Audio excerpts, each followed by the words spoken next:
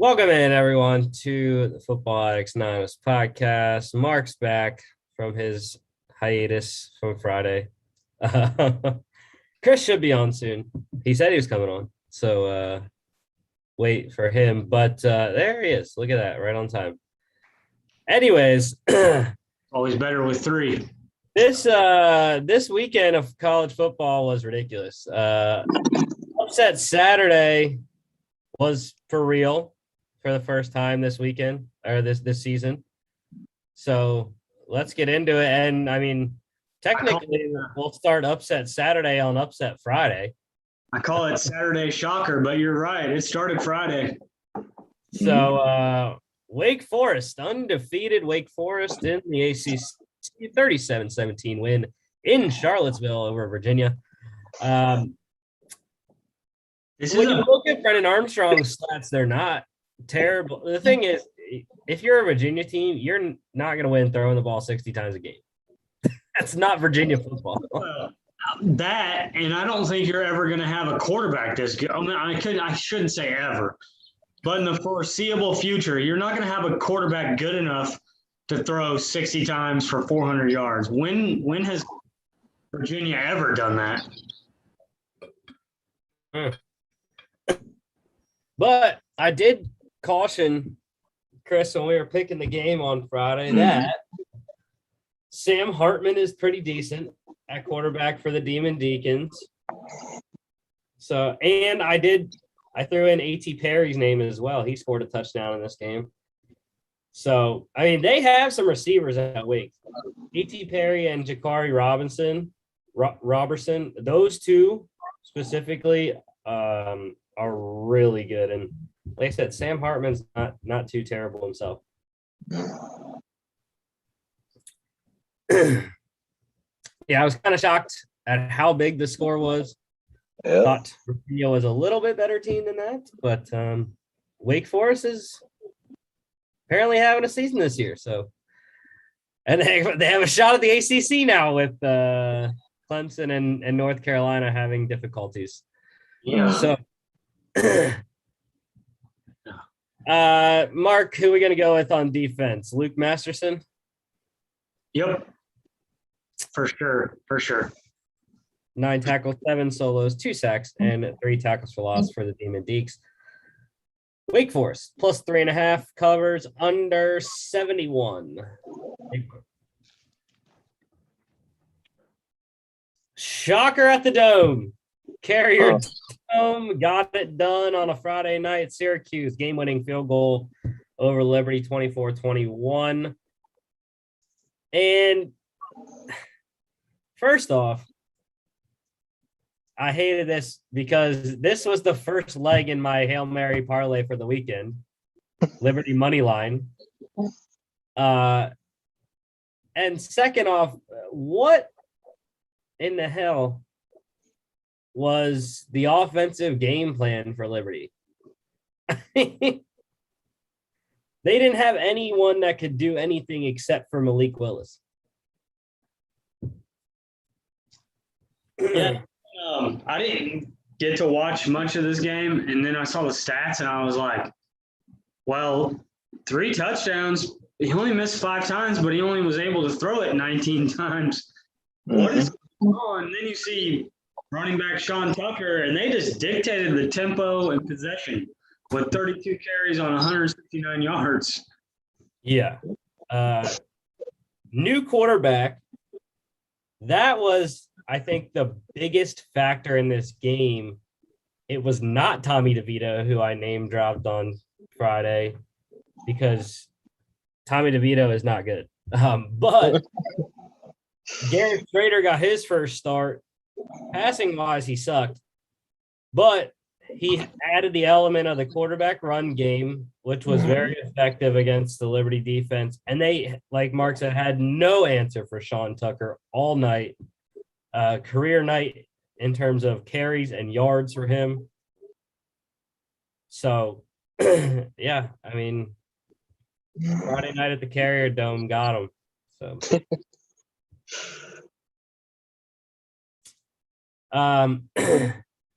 Leading receiver C.J. Daniels in the game, 86 yards and touchdown off 4 receptions for the Flames. Defensively, Marlowe Wax. How do you like that name? Very good. For Syracuse, 4 tackles, all of them solos, 3 sacks, and 3 tackles for loss of Malik Willis. Yeah, it seems like there probably wasn't a lot of Syracuse defensive stats because it seems like the Syracuse offense was on the field for a majority of the game there. So there probably wasn't a lot of opportunity for the defense. This, very true. Granted, the time of possession was actually pretty decent, 31-28. 31 and a half. I So didn't sound smart when I said that now. all right, Syracuse covered plus 6.5 and under 54. A lot of unders in the NFL. College was so, but all right. Last game of Friday, also a close game. Chris, once again, my down button is just having troubles. Number 22, Fresno State escaping at home, 38-30 over winless UNLV. And they were down 14-0 early. I started watching this game after the Liberty game ended.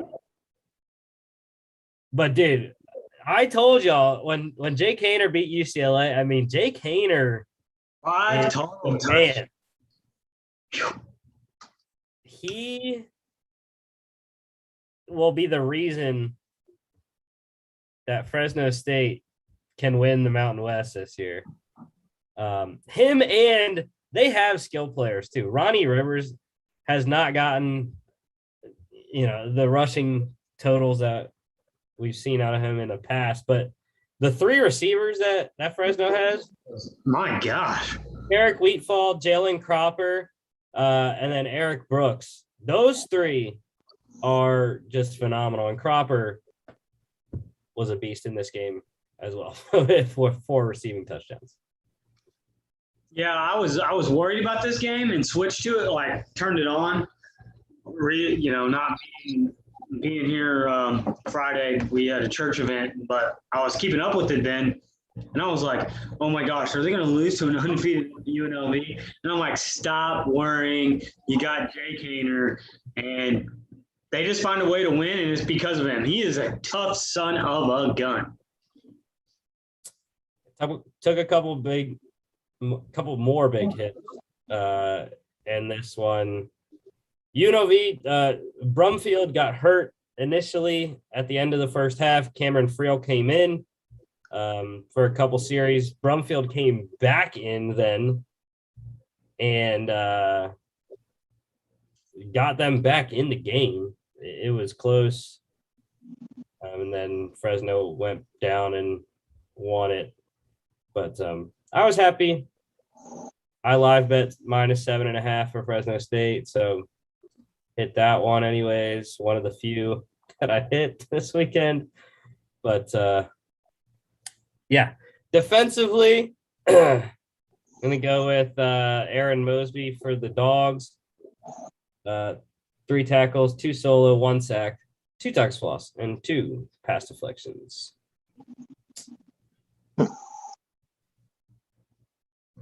UNLV easy cover, plus 30 and over 59.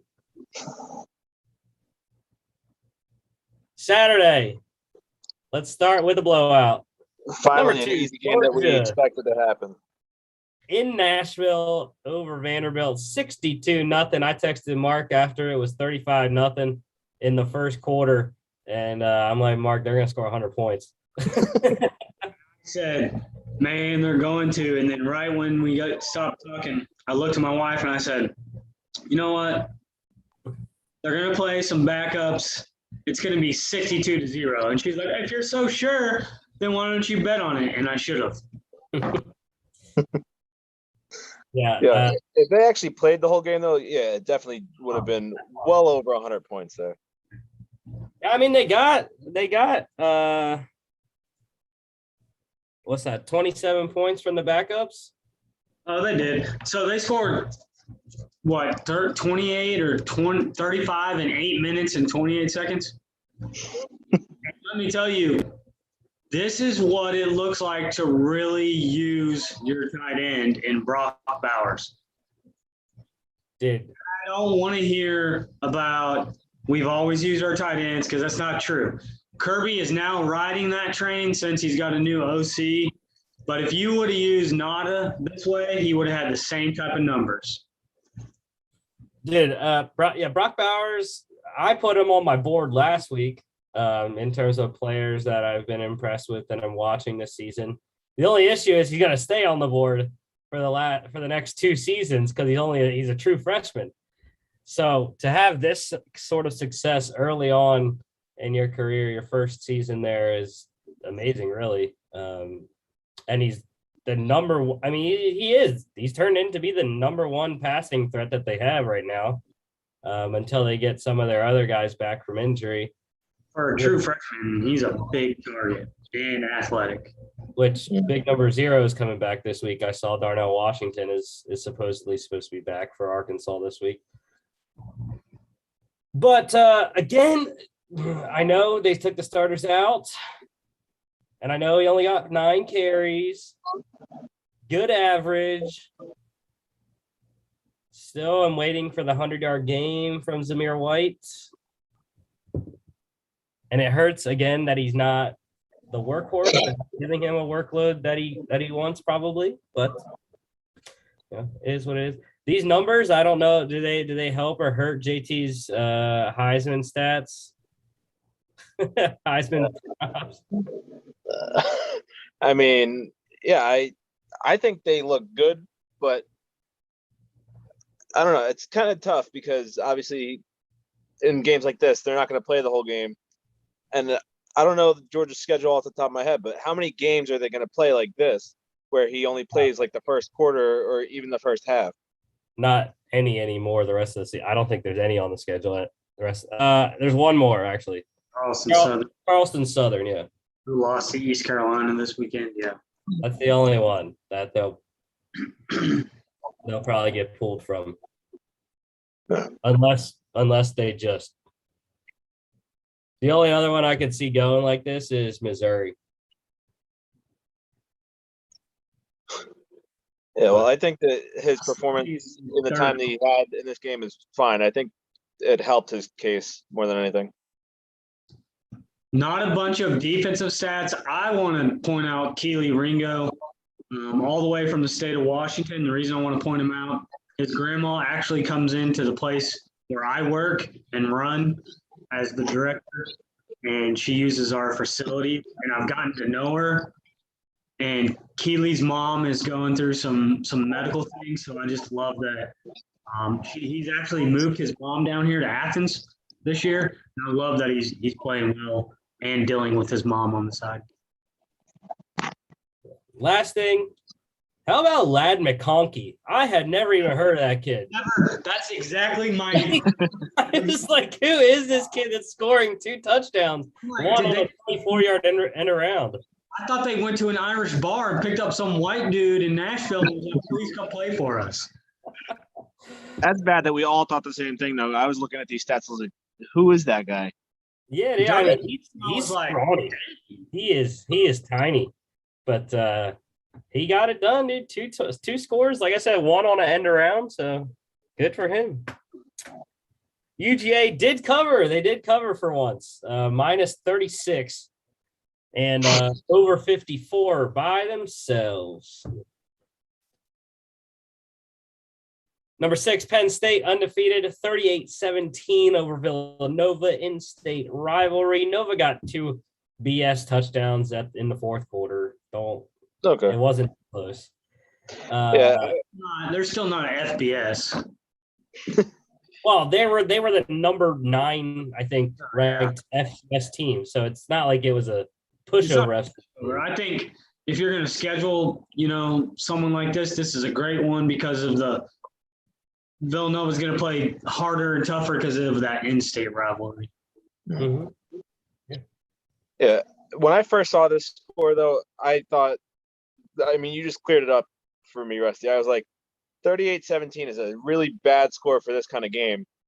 But if it was two kind of garbage time touchdowns, then I guess it's excusable. But I don't know. I still would have preferred them shut them out of the end zone like they were for majority of the game.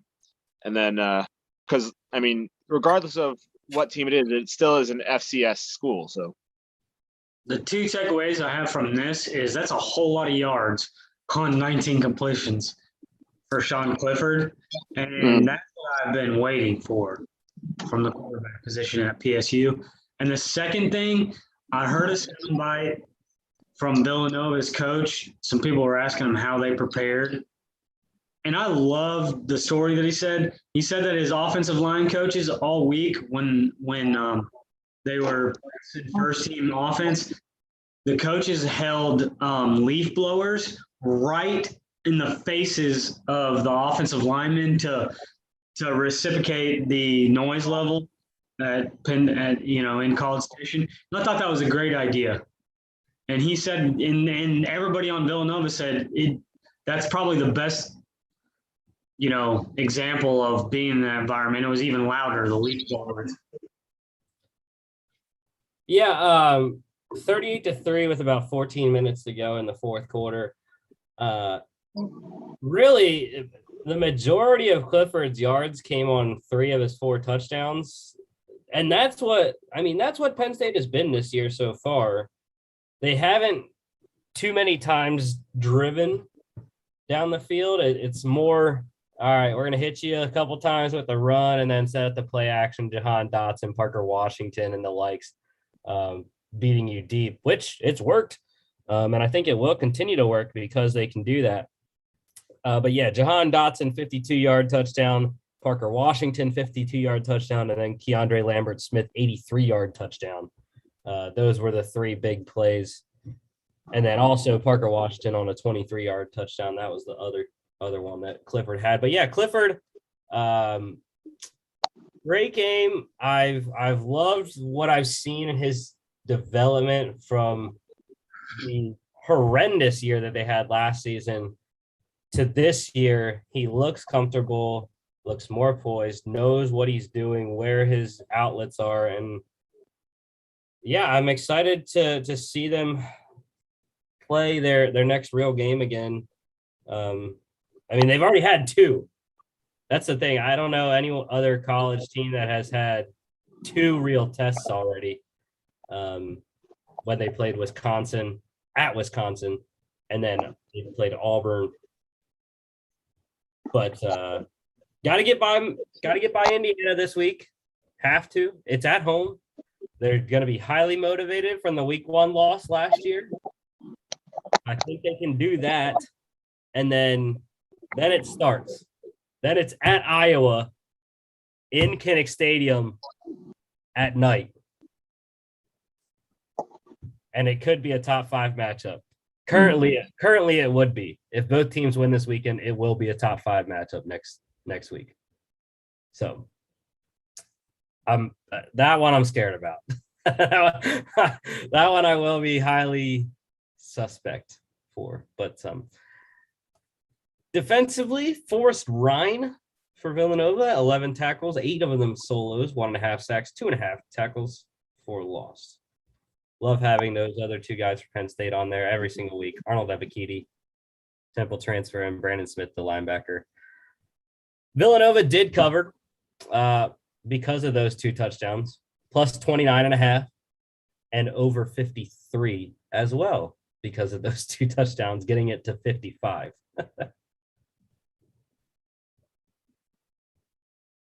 All right. Shamrock Series at Soldier Field. Number 12 Notre Dame stayed undefeated, blowing out number 18 Wisconsin 41-13. And I lone wolfed Wisconsin, but I didn't expect Graham Mertz to play this bad. Not at all. And I didn't expect Jack. The thing is, the game was so close before Jack Cohn got hurt. And then the unknown of Drew Pine plus the stepping up of the Notre Dame defense was really the two biggest things that I think changed. I mean, it looks like Drew Prine didn't really impact the game that much. I mean, 6 for 8 is pretty good, but 81 yards and a touchdown, and he fumbled once too. So, I mean, it just doesn't seem like it was like an eye-popping difference to me. Well, in the running game, I thought this was a game that Notre Dame, like we've talked about Rusty this season, was going to come out and be like, okay, Kyron Williams is going to put up the numbers that we saw last year, and then he put up a 1.8 average. I knew that he wasn't gonna do it against. They weren't gonna run against Wisconsin. You don't run against Wisconsin. That's their defense. Their defensive line and front seven overall is sound. It's the secondary that struggles a little bit. But like I said, start this game, I mean, it was close. When it turned, it was the Chris Tyree 97-yard kick return touchdown. Wisconsin had all the momentum. They had just kicked the field goal to go up 13-10, and it made it a 17-3 game in a blink of an eye. And then you get to the fourth quarter, and Graham Mertz throws back-to-back pick sixes. I will say, though, I never felt like Notre Dame was in jeopardy of losing this game.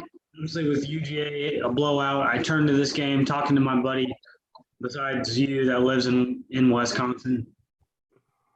And, you know, Penn State has been tested by ranked opponents, but Notre Dame's one of those teams where you build a lot of character going into different environments or playing close games.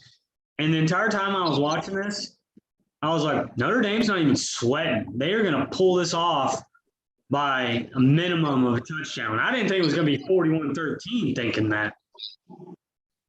But, and I don't care with them not being in a conference because they have a very tough schedule with Power 5 schools. If they win out, this is a legit team. You find different ways to win regardless if it's pretty or not. Yeah, I don't know. I don't think Notre Dame is necessarily for real. Wisconsin was a test-ish, but we knew how much they struggled on offense because of the quarterback. So I'm waiting for them to play a legit contender, and that will come. Let me look at their schedule this week. But the thing is about this week's game, it's at South Bend. So, I mean, that gives them a leg up already. But it is Cincinnati coming into South Bend, top 10 matchup. Go beat them, Desmond Ridder. Yeah, baby. I think they'll struggle also the next week in Blacksburg. Mark loves Blacksburg, so it's in Blacksburg against Virginia Tech. I'm telling you, it is. That's a tough place. They have the toughest schedule, in my opinion, this season. Defensively, I mean, I already talked about the pick sixes. Jack Kaiser and Drew White, 66 and 45 yards. I need to put this one guy on my board, though. I keep forgetting to do it, but Jack Sanborn for Wisconsin has played great in all three of their games. 5 tackles, 4 solos, 2 tucks lost, 2 QB hits. He's really the heart and soul of the Wisconsin defense. Notre Dame covered +6 over 44, which was significant with the 2 pick sixes. Otherwise, it wouldn't have even been close. It was, like I said, 13-10 in the second half.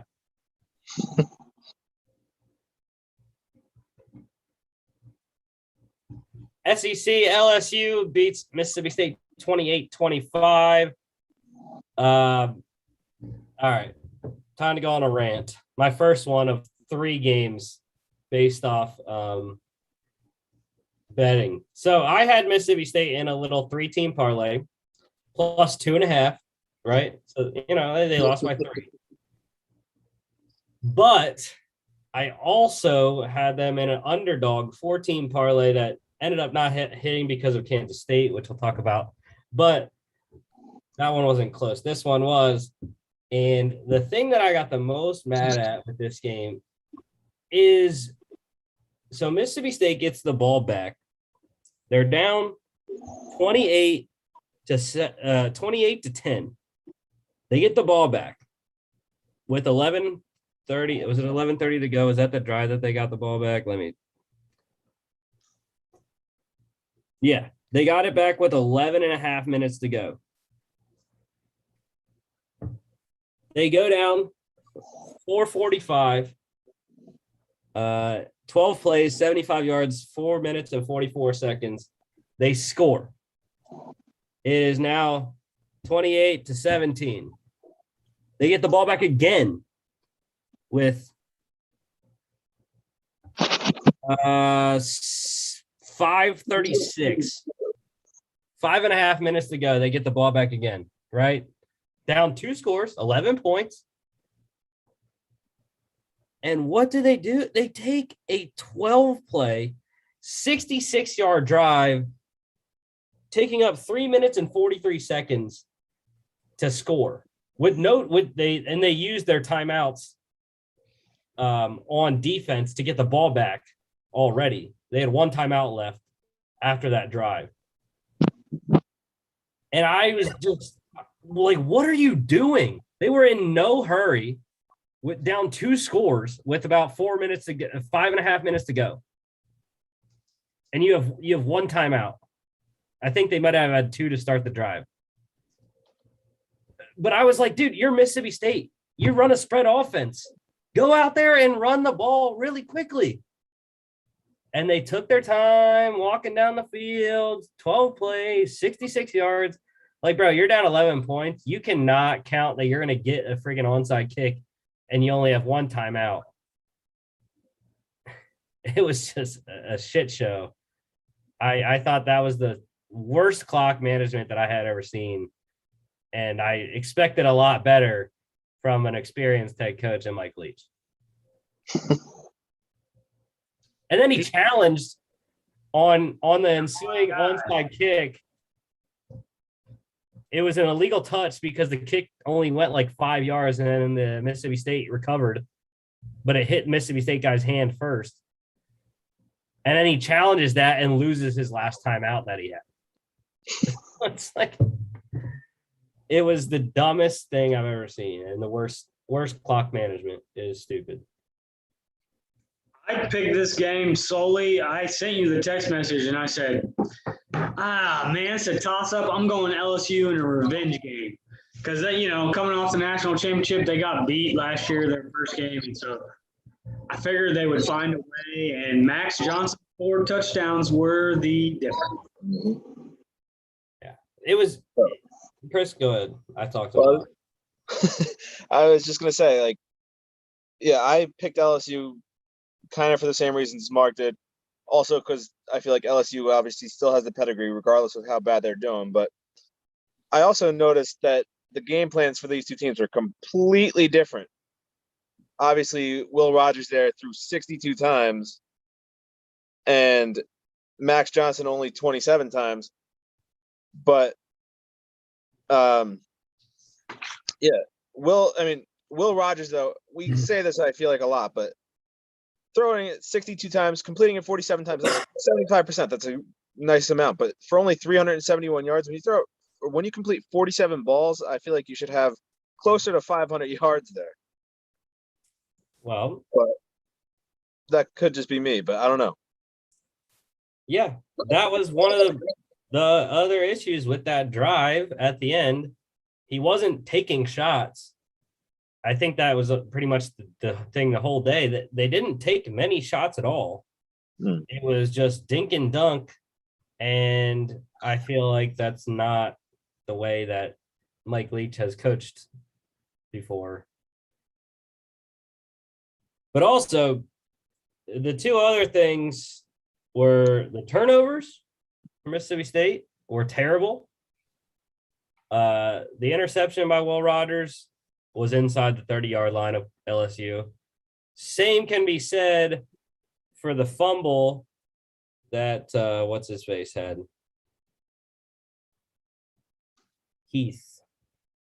Malik Heath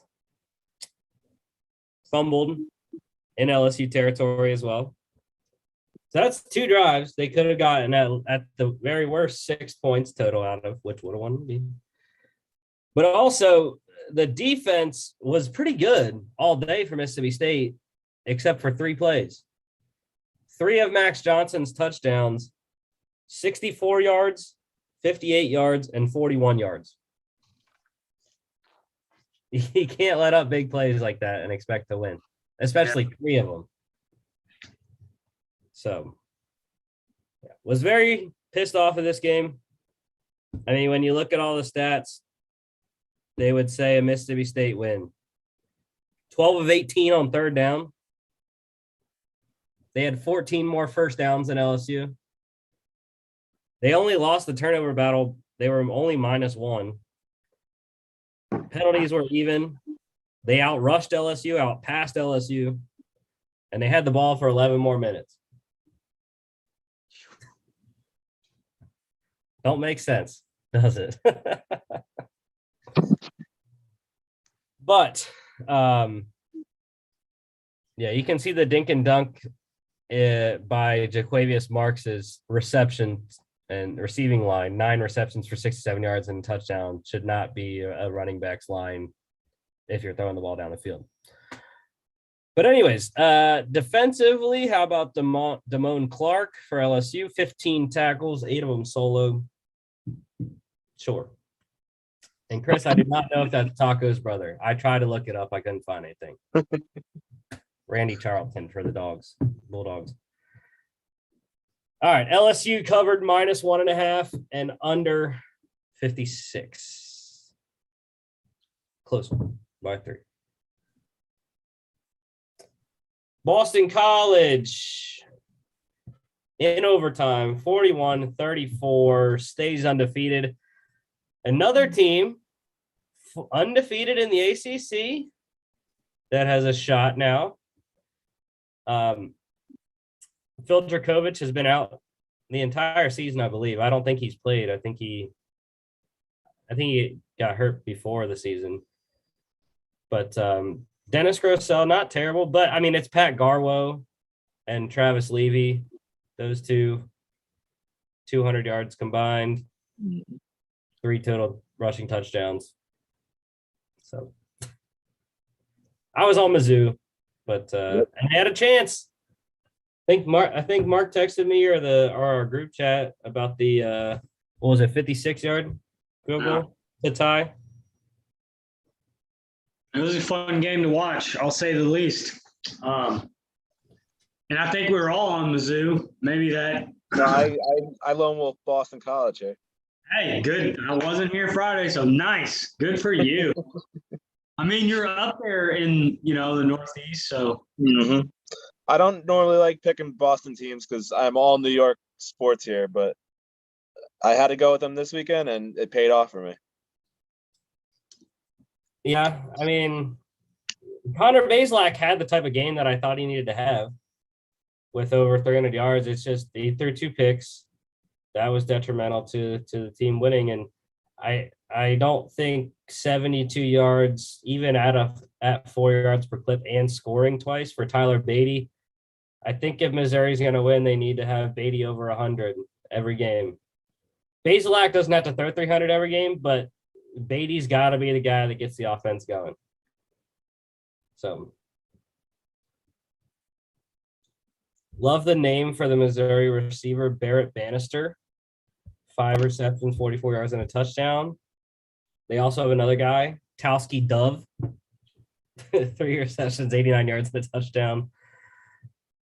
Well, they have a lot of good names. I mean, look at Martez Manuel, 11 tackles, 7 solo, half a sack, 1.5 tackles for loss, 1 pass deflection.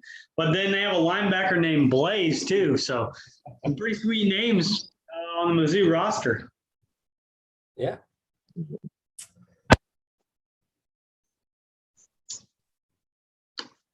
Boston College, they actually did cover it. It flipped, I guess, pregame. Because remember, we had Missouri -1.5, I think, on the show on Friday, Chris. Mm-hmm. Yeah, ESPN, when I went in after the game was over, they showed that the line ended at -1 pregame for Boston College. So they did cover. And over 58. SMU, finally, I got one right. SMU taking down TCU at TCU, 42-34 win. That's 2 straight in the series, and they win the 100th meeting for the Iron Skillet. Dude, this is crazy. This is back-to-back weeks that I have lone wolfed a 9.5-point underdog hit. I'm kind of mad about this one because I honestly thought about picking SMU for this game, but the 9.5 scared me off. You obviously took SMU. It didn't scare you off, and it paid off for you. But yeah, SMU just continues to roll, continues their hot start to the season, 4-0. I can't remember who they've played up to this point, but I think they've had a pretty good start to the season here, as far as I know. Abilene, North Texas, Louisiana Tech, TCU. I just wasn't buying the hype. The only reason I went with TCU, I thought this was a toss-up. I thought the 9-point spread was a little much for how close these teams are separated, I think by 20 miles or something. I thought it was a toss-up. I went with Gary Patterson. I really like him as a coach. I think he's just phenomenal at TCU, the players he puts out, just a good coach. And if you look at Tanner Mordecai's number, there's no reason that you don't pick off someone 3 times and win a stinking ball game. And so I don't even want to talk about this game. That's what I'm leaving it at. You know why? You know why they won? Because they had 200-yard rushers and they combined to run the football for 350 yards. I know. But if you pick a quarterback off 3 times, capitalize. But if you stop their running game, it doesn't matter. You're right. If you can't stop their running game, it doesn't matter. I believe Tanner Mordecai, I don't have the full stats in front of me, but I believe he is still leading the nation in touchdown passes. Came into this one doing that. That's one of the reasons why I picked him, having the nation's touchdown leader. He now has 20. He now has 20 passing touchdowns through 4 games, averaging 5 per game, which is ridiculous. But yeah, Max Duggan solid. The completion percentage is not there. Did turn it over once, but just like them, they had a rushing game. Evans over 100 yards. It was really, they were 50% on 3rd down, and that they got outrushed by 180 yards. I think those were the 2. Those were the 2 that hit them. And being +2 in the turnover didn't matter. But love the receivers for SMU: Danny Gray, Reggie Robertson, Rashee Rice. Those 3, as well as the 2 backs. Ulysses Bentley, I got to put him on the board. And Trey Siggers as well. So, yeah, a lot of touchdowns. Knew this was going to be high scoring. That's why we suggested taking the over on Friday. And we're going to go with Turner Coxey, 4 tackles, all of them being solos, 2 sacks, and 2 tackles for loss for SMU. SMU +9.5, over 66.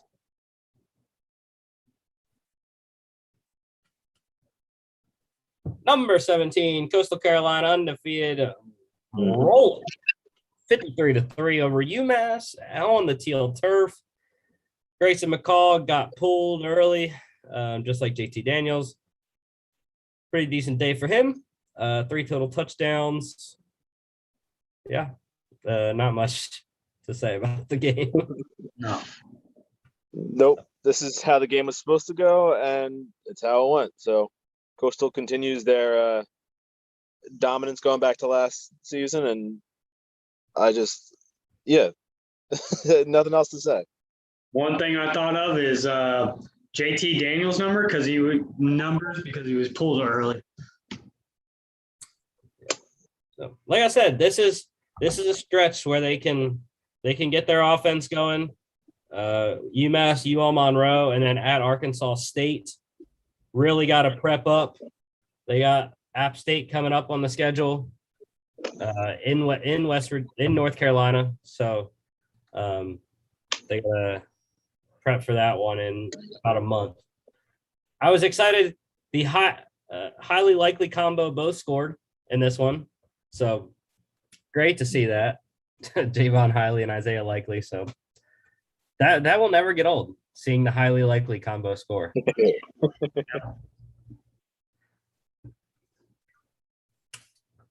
Coastal covered -36 and under 66. UMass couldn't help them out. Yeah, Coastal couldn't just give them a couple of garbage time touchdowns there at the end. Yeah, I don't know. All right, number 5, Iowa, 24-14 struggle over Colorado State. And it was weird to see them struggle because it was at Iowa. I mean, Spencer Petras threw an interception. Okay.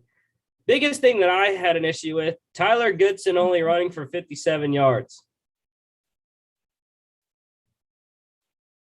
against Colorado State. I mean,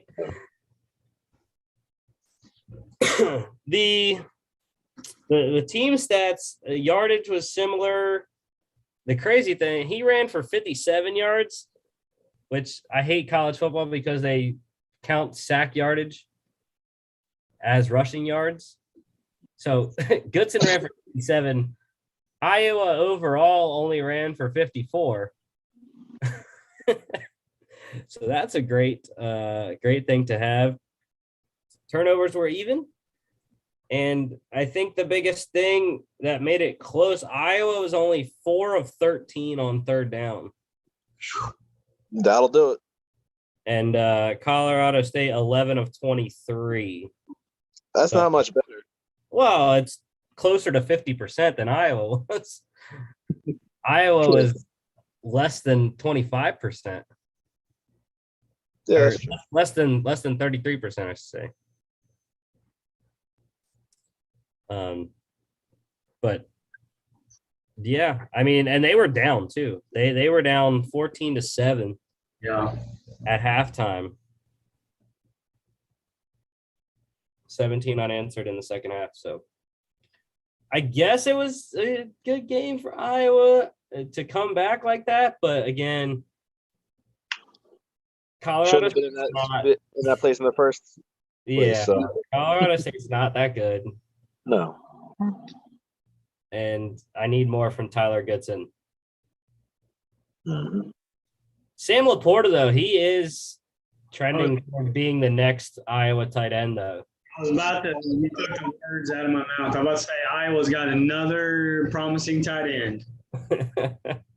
Big old guy.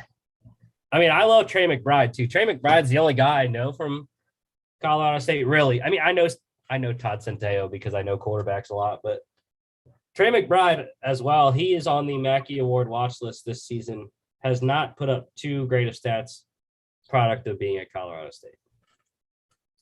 And Jack Campbell, this performance, 18 tackles, this got him on the board.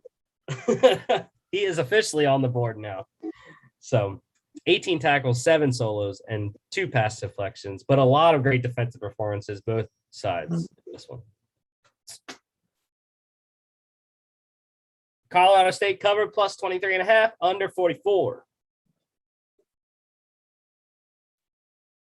All righty. I told you. Woo pig suey. Yes, sir. Number 16, Razorbacks getting it done at Jerry World, 20-10 over number 7, Texas A&M. Katie Jefferson got hurt, but before he did that, he threw a 86-yard touchdown or something like that? Yeah. It was 85-yard touchdown to Treylon Burks. Look, we talked a little bit before the podcast together, Rusty, and I'm not taking anything away from Arkansas because I believe Sam Pittman is just a football guy. There's actually an article that came out in USA Today this morning that was saying it wasn't a glamorous hire and a lot of boosters didn't like it, and now they love him, and it fits Arkansas, and I think he's done phenomenal. I'm going to say this is the team that I think is today the most overrated. I don't think Jimbo Fisher can coach to save his life, in my opinion.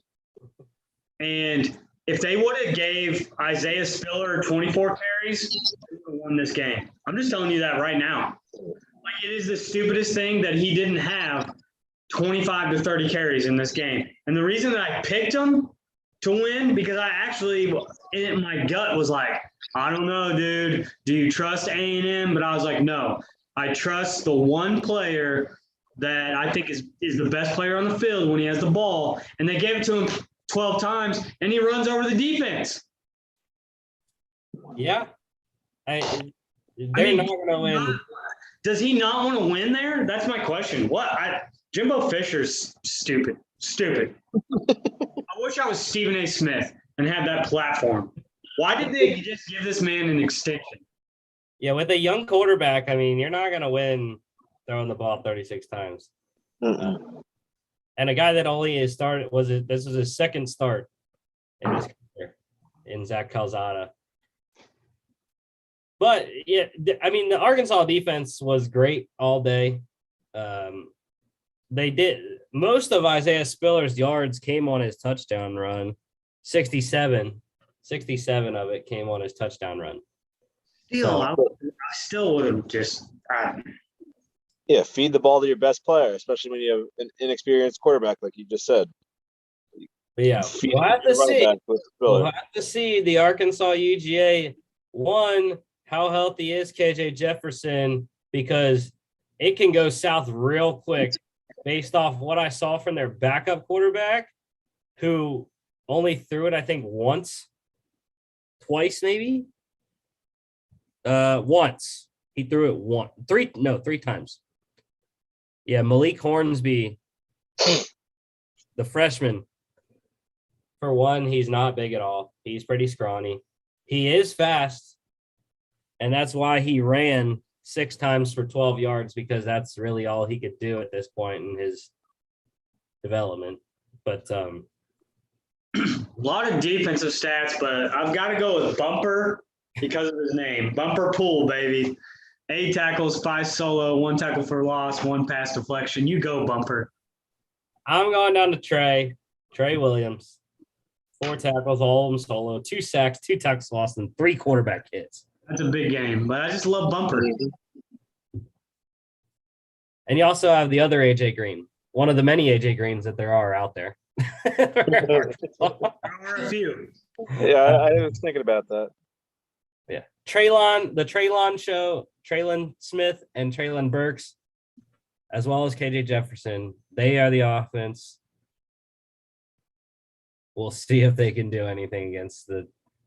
It's a noon kickoff. Are we calling the Dogs the best defense in the country? I would. Yeah. All right. Best defensive front, at least, by far. Arkansas covered +4.5, under 47. I told you, Chris, they were going to win in Jerry World. Yeah, I know. Back for life. Yeah, I don't know if I'm going to be on the A&M train anymore, but Blame coaches, but I'm blaming Jimbo Fisher on this one. Big 12 upset. Baylor 31-29 over number 14 Iowa State. This one was at Baylor. And I mean, what more could you ask of your guy Brace Hall, Chris? I mean, that's the first thing I was gonna say. Like, he did everything he could. But that's the downside to having the running back as your best player, because obviously this game is close, so my argument really probably doesn't make sense. But I was gonna say the running back makes the clock keep rolling, so you have to keep the pace of play up. But yeah, this was a close game, so I don't think that mattered as much. But yeah, Again, I yo, don't get how this happened. Is Baylor actually like a kind of dark horse team here, or like who have they played the first 3 weeks? no one. Texas State, Texas Southern, and Kansas. Yeah, They only beat Texas State by 9. I have no words for this game. I have no idea how this could happen. Trust me, I don't either. Look at the team stats. Mm-hmm. Baylor 4 of 11 on third down. Iowa State 5 of 14. Iowa State almost outgained Baylor by 200 yards. Baylor 9 penalties for 100 yards. What's the red zone? And the turnovers were even. Both teams perfect on fourth downs. Iowa State 3 for 3, Baylor 2 for 2.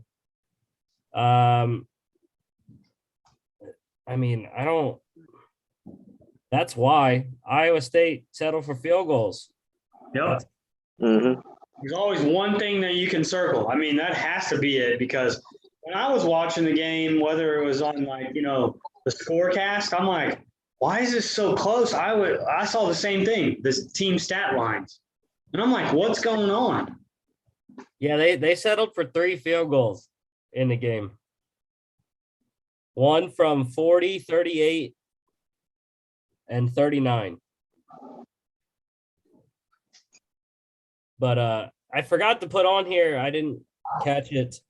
Treston Ebner, he had a 98-yard kick return touchdown as well that put Baylor up by 12 in the third quarter, 7 minutes to go there. So I forgot to put that on here, but he also pitched in 8 carries for 31 yards and 2 receptions for 13 yards. But yeah, I mean, this is the Breece Hall game that we've wanted. Although it was in a losing effort, Chris's top 6 is now screwed. The season. Hey, my playoff is pretty good still, but yeah, the 2 outsiders aren't looking too good right now. And I have never heard of Jerry Bohannon.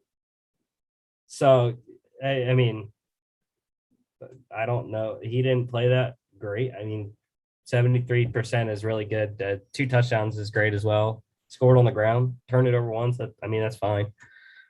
But yeah, I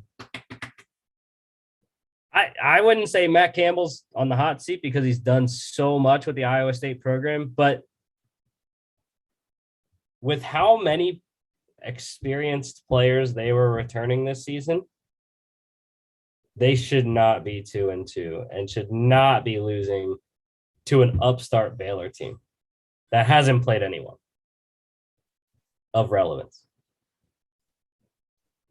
So, but the Big 12, just like the ACC, I think is sort of open, even though Oklahoma is still undefeated. But defensively, Ayoma Uwazurike,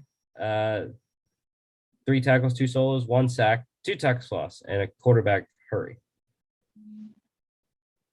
Baylor +7 over 46. Here we go. NC State. I forgot to put double overtime at the end of this line. NC State upsetting number 9 Clemson 27-21. It was what they call it, Mark? A Wolfpack game. I forget what the line was, the mantra that they had for this game was, but yeah, double overtime win for the Wolfpack. Love seeing Clemson go down. I mean, their offense is terrible. It's horrendous. Couple things from this game. Fun game to watch. We watched it for many reasons. Family were there tailgating inside the game.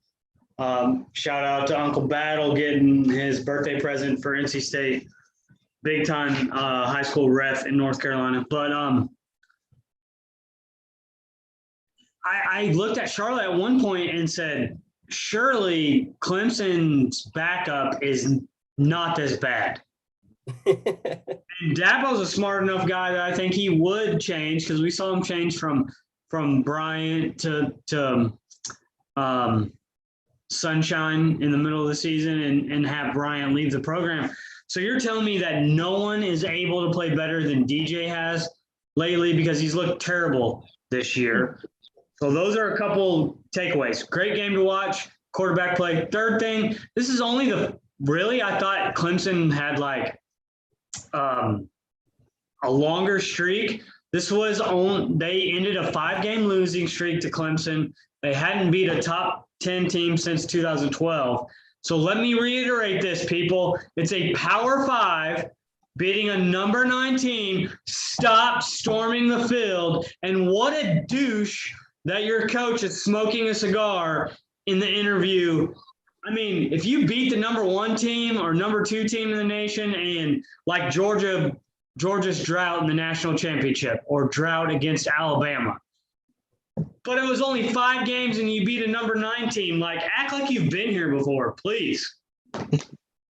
Well, Mark, we're spoiled at Georgia. We're consistently ranked. You know, it's different when you beat a top 10 team as an unranked. Even though you are 3-0, 2-1 going into the game. I mean, you lost to them by a field goal when they were number 1 team, number 2 team. I mean, we've seen teams storm the field for lower ranked teams. I guess maybe the cigar thing is a little bit like he could have been fired last year. And you're smoking a cigar, like I guess you get to keep your $1 million job this year. Good job, buddy. Wouldn't it be lost next week? I would crack up. Yeah, I was really impressed with Devin Leary in this game, the resiliency that he had to keep dropping back, keep throwing against what is, considered one of the better pass rushes and better defensive lines in the country. But they had a bunch of injuries on the Clemson side in this one. Will Shipley, the starting running back, gets hurt. Brian Breesy gets hurt at the defensive end. James Skalski also got hurt in this one. I was so annoyed by the announcers. Bro, the announcer kept saying Jamie Skalski. I'm like, bro, it's not. It's James. Read your little paper, dude. It is not Jamie. It is James Skalski. Get his name right. That irked me the entire game. Even when he got hurt, they were still talking about him on the sideline and calling him freaking name.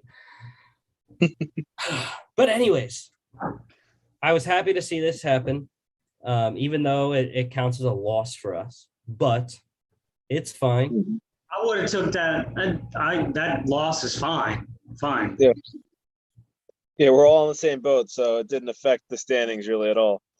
But no, when I'm looking over this stat sheet here, the name that pops out to me is the linebacker there for Clemson, Balin Spector, 19 tackles and 9 solos. I mean, that was more than the guy we were talking about before. The other guy had 18. So This is even more of a performance here. 19 tackles. He did everything, and he had to really step up because of – I'm going to say his name wrong like the announcer, so I'm not going to say it now. And that's the first thing that I thought. And someone texted me the night before. My mother-in-law texted me the night before. She was working this game. She's an NC State employee and helps with the tailgating. Like, I need to go there for a tailgate one day. That's another discussion. But they have like one parking lot, and that's all. And it's like getting people pay for not necessarily parking spaces, but concrete spaces to tailgate. And she asked me, like, are we going to win? And I said, if this is not the year, I don't know what year it is, because I thought their offense was that bad, but I did pick Clemson. Mm-hmm. When, linebacker went out, I said, oh, NC State is winning this game. But I thought it was going to be more – didn't think it was going to be 2 overtimes. I thought they were going to beat them in regulation. Yeah, I think based back to the quarterback, I think they said something about that the backup is hurt. I think that's why they couldn't really pull DJ. I think they said the backup quarterback's hurt. I mean, that makes sense because I'm just thinking, What a turnaround from having a great Notre Dame game last year to this season. Looks terrible. Yeah, I was just thinking about that. I was thinking about it because everybody, when he played in that game, was saying, oh, they're going to be fine next year when Trevor Lawrence is gone, whatever. I wasn't sold, and clearly he hasn't performed that well so far this season. So, yeah, I don't know. I don't think they're going to do much with him at quarterback. And I also think that shows you how valuable Travis Etienne was, not only to Lawrence, but the whole offense. Mm-hmm. I've said this before. And the receivers. Wasn't just Etienne, it was Cornell Powell. They also lost Jackson Carman on the offensive line. They lost one or two other offensive linemen as well. So, but yeah. What a catch to win the game for Devin Carter of NC State, right in the corner of the end zone, sliding through the catch. And then I'll go defensively, Isaiah Moore, linebacker for NC State, 8 tackles, 3 solos, 2 tackles lost, pass deflection, and 3 QB hurries. NC State covered plus 10.5, over under 48 pushes. We need like a sound bite for that, like pushes. I don't have a soundboard though, unfortunately. UTSA, what a shocker in Memphis. 31-28. The Roadrunners undefeated. Anyone They're pick Conference USA. Yeah. Any of us pick this one? No. Nope, I was thinking about it. I did not. It was a 3-point spread. But dude, my guy came through. Dude, I mean, before you say it, that should have been Isaiah Spiller's line right there, because I don't care if it was one run. You give Isaiah Spiller, I'm CJ Spiller, saying it wrong. no, it's Isaiah. No, it is Isaiah. Okay, sorry. You give him 42 carries, they win the ball game. They win the ball game, Jimbo Fisher. You suck. Why did they give you extension? Dude, I mean, this was a running backs type of game, though. I mean, 42 carries, 184, 3 touchdowns on the ground for Sincere. But then you turn around and look on Memphis side, Brendan Thomas gets 20 carries as well. He didn't do as much with it, though, unfortunately for them. And then it's what's really ridiculous about the passing statistics in this game. So Seth Hennigan has 329 passing yards, right? Guess how many receivers caught balls? How many people total do you think caught receptions out of his 15 completions? Probably a lot. 12. No. 8. 3 people caught balls. I thought you were going higher. Yeah, I thought it was going to be a spread. Calvin Austin, Dykes, Sean Dykes, and Brandon Thomas. Those were the only 3 that caught a pass. I should have looked at the stats. That wouldn't have made sense. Yeah, Calvin Austin had himself a ball game. When doesn't he? He's one of the most electric playmakers in the country. This came down to who had the ball last. It did. It was a game-winning field goal for the Roadrunners. And they actually came back. They were down 28-14 going into the fourth quarter. 17 unanswered points in the fourth to win it. Nice. At the buzzer. 42-yard field goal by Hunter Duplessis. We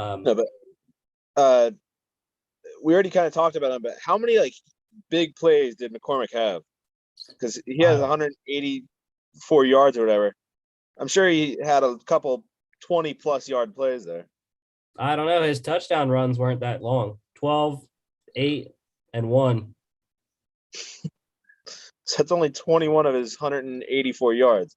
Well, no, he wouldn't have had big gains, dude. He had 42 carries. 42 carries. I know, but exactly, though. He had 42 chances to run the ball. You'd have to think that 1 or 2 of those had to go for a long.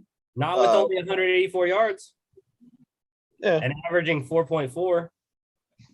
No. I'm still confident in Memphis. Like I said, I still really like what they have on offense with the quarterback, running back, and the receiver. Hennigan, Thomas, and Austin are very solid. I think they have a good chance. Not that they're going to win the American because of Cincinnati, but I think they could have a chance to be in the conference championship game against them with what they have on offense. It's just the defense is sometimes suspect, but got another 18 tackle guy here. JJ Russell for the Tigers. 18 tackle of them solo. And 16 for Collins too. Yeah, I think that was the better stat line for Xavier Collins. 16 tackles, 8 solos, 1 sack, 3.5 tackles for loss, and 2 QB hurries. That's a lot of defensive numbers. Look at it. I mean, they had a 0-yard touchdown, and they still didn't win. I love that name too, dude. Wardalis Ducksworth. Great name. Great. That is pretty sweet. That sounds like a big defensive lineman, which he's a defensive lineman. Whenever I say Ducksworth, I think of like a butler, though. It does sound like it'll show my age. Quack, quack, Mr. Ducksworth. Quack, quack, Mr. Ducksworth. All right. This is the point of the show after the first hour where we start slowing down, and I can't control it. I can't. UTSA +3 covers under 67. Wait, how do they cover that? Wasn't it a 3-point game? So shouldn't that be a push? No, UTSA was the underdog. Oh wait, yeah, okay. Yeah. It was at Memphis. Yeah. Number 19, Michigan. Close one over Rutgers in the Big House, 20-13. Oh my Lord. I was so close. I live bet Rutgers plus 14.25. $10, $142.50 profit if they would have won. Oh, bro. And they had chances. They had a shot. They could have, instead of getting it to 20-13, they could have got it to 20-17 on a drive that they went inside the 5. And they started running. They kept running the ball, and they just could not get past the Michigan defense. Ended up kicking it like a 20-yard field goal or something like that. And then they had a chance at the end, too. I'm not saying that they – 25-yard field goal. I mean, they dominated the second half. And Greg Schiano just came up just short, though. I'm pretty sure I picked Michigan, if I can remember correctly. But I also said on Friday that 20.5 spread was way too big. I knew that this was going to be a close game, and I wasn't going to be surprised if we were sitting here and Rutgers was on the winning end of this game. But yeah, because it was in Jersey, right? No. Oh, it wasn't? Oh, so at the Big House. Well, I think if this game was played in Jersey, Rutgers would have definitely won this one. That's what I said on Friday. I'm just saying, after the way they played it, definitely would have played out that way. Yeah, this one was another one that at the end of the game, you're down 7. And they got to about midfield after they got the stop that they needed to get the ball back and go down and tie. But I think it was a second down, and they ran a quarterback draw. And I'm like, what are you doing? They had 0 timeouts, under 2 minutes, and you're at the 50 and need a touchdown. And you're running a quarterback draw with the quarterback that is not known for power. Now, Noah Vedral ran 10 other times in the game with success. I just hated the play call. I thought they should just throw. You had to throw. You got to go 50 more yards in less than a minute and 45 seconds. Made no sense. So disappointed for Rutgers. I'm still high on Rutgers, though. I think they still are going to have a really good season. They have tough games playing in the Eastern Division of the Big Ten, which has the powerhouses: Penn State, Michigan, Michigan State, Ohio State. If you want to, you can include Indiana, but they haven't been that great this year. So, and Isaiah Pacheco, though, he's the guy. Great game for him. Interesting, though, I wonder if the other Big Ten teams take notice to this game, how to play Michigan, because this is exactly how to play them. Shut down their running game, make Cade McNamara beat you. And he couldn't necessarily. He had a couple throws. There were 2 drives in a row. They went 3 and out. Michigan fans started booing them because McNamara was badly missing on passes. So Michigan's pretty easy to defend. I'm just saying that right now. They are not that hard to defend. Stack the box, play man, you're good.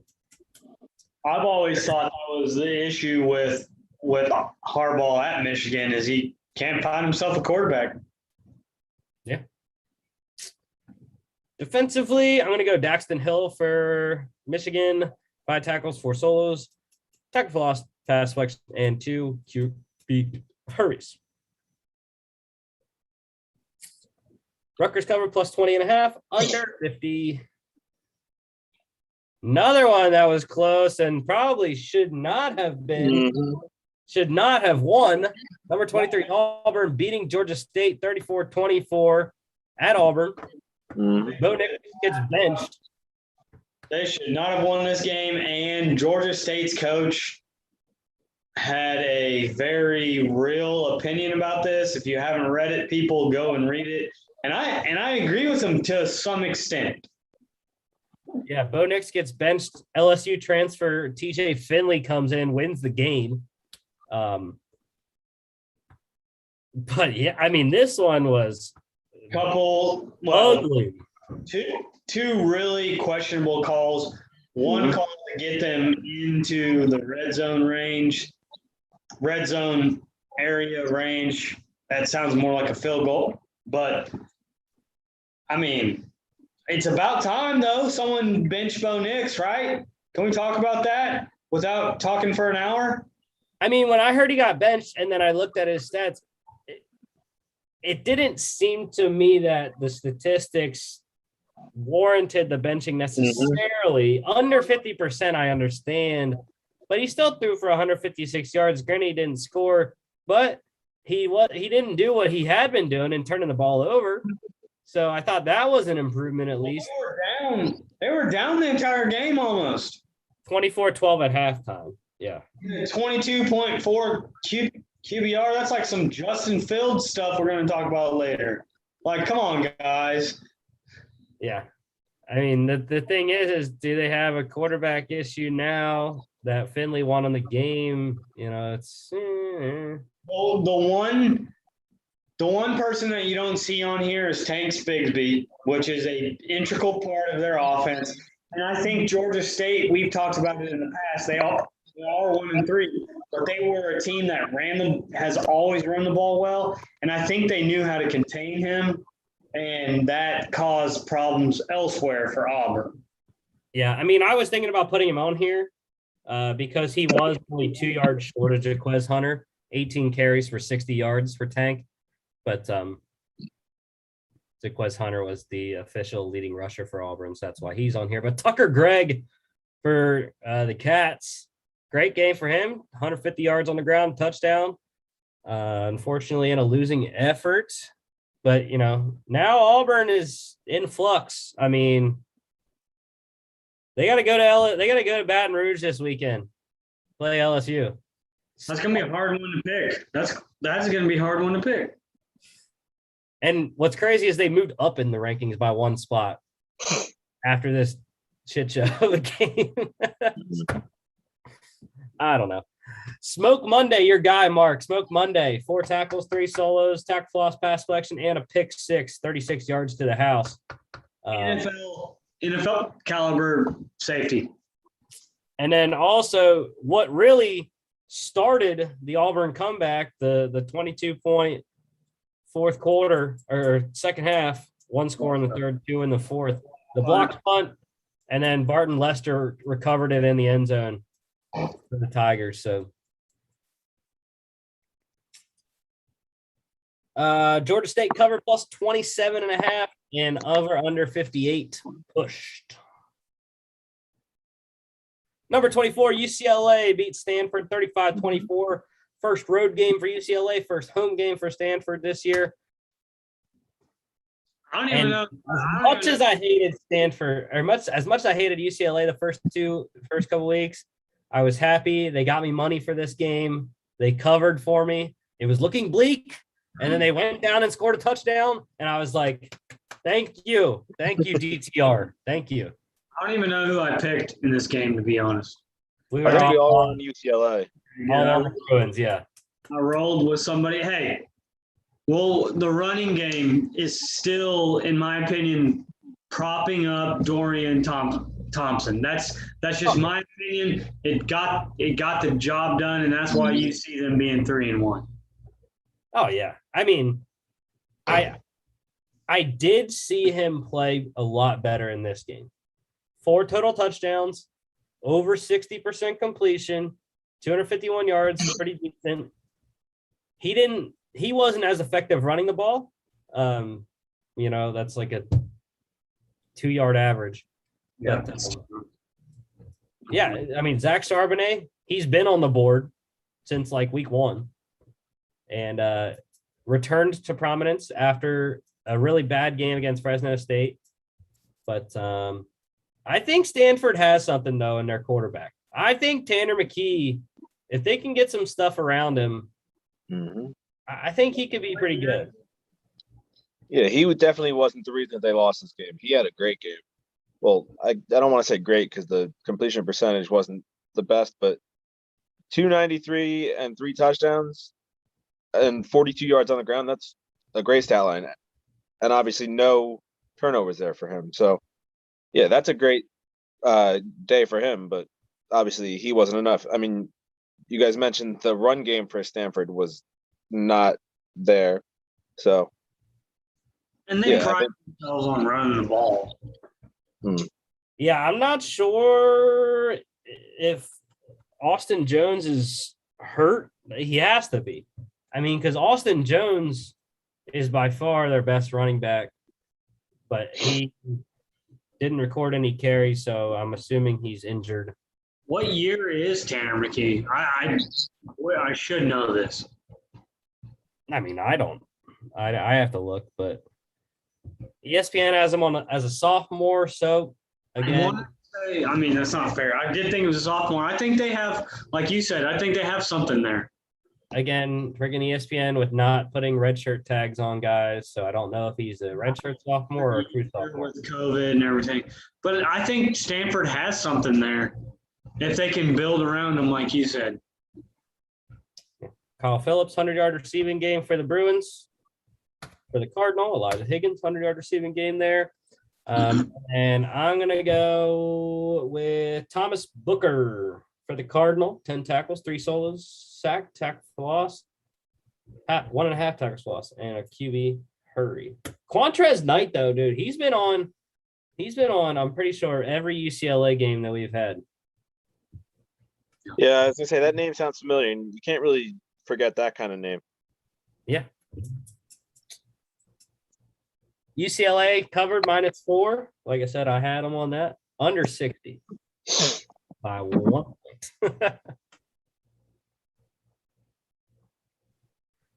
All right, number 11, Florida romping Tennessee, 38-14 in the swamp. Yeah, dude, Emory Jones, I think he might have found a groove after the Bama game, which is sort of scary, but yeah. The thing that I hate, or that I see it with Florida, though, okay, Emory ran for 144. The running backs didn't do anything, though, and they haven't all season. So to some extent, I agree with that. One thing that I took away from this game is I'm going to piggyback off on finding a groove. I think the man under center is Emory Jones moving forward for Florida, because at one point we were like, oh, hey, look at this. Is there going to be some quarterback things?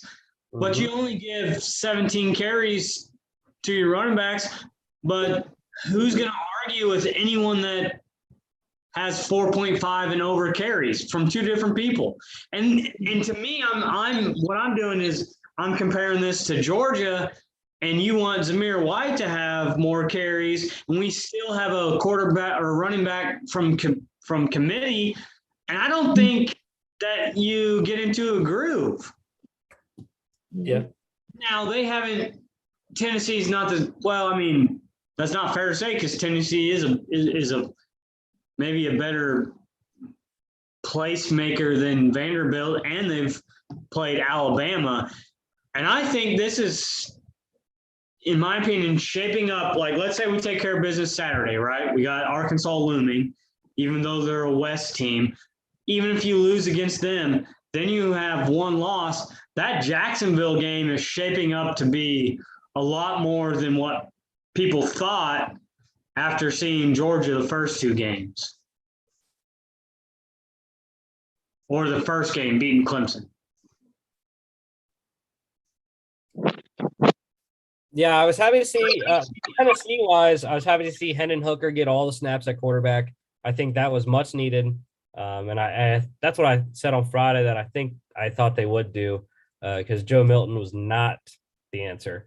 So Hendon Hooker is a starter going forward, I think, for the Vols. Didn't they run away with this game in the second half too? Yeah, it was close. It was 17-14, I believe, at halftime or something like that. Yeah. But yeah, I think the biggest issue with my thing in the running backs for Florida is they don't have a running back, at least in my mind, that has played a lot. That is a bona fide between the tackles running back. When I think of Malik Davis and Naquan Wright, I think pass catcher. So even though between them, they only had 3 receptions. So it is what it is. Defensively, 15 tackles for Trayvon Flowers, 6 of them solo. Quarterback hurried there. And then Jaquan Blakely for Tennessee. 5 tackles solo, sack, 1.5 tackles lost, and a QB hurt. Florida covered -19 and under 65.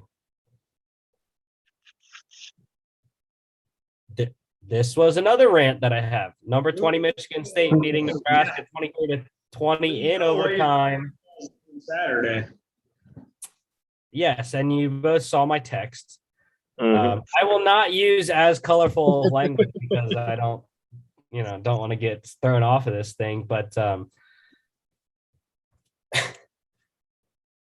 you're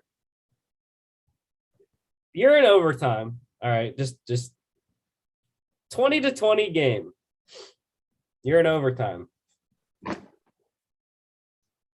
Nebraska threw a pick with their possession in the first half of overtime. Should have been a pick six had it not been for Adrian Martinez's illegal chop. They call it illegal block below the waist. The offensive player. Granted, he didn't get tackled by Adrian Martinez. He got tackled by the offensive lineman that was hustling down the field to get him. So that's fine. I had Michigan State -3.5. So I saw the pick and I was like, bro, he's gone. He's gone. He's going to get it. Gets tackled. I'm like, all right, that's fine. We still got Michigan State's half of overtime. Go in, score a touchdown. Dude, they got to the 3-yard line. The 3-yard line. 3rd and goal from the 3-yard line. And you kick a field goal on 3rd down.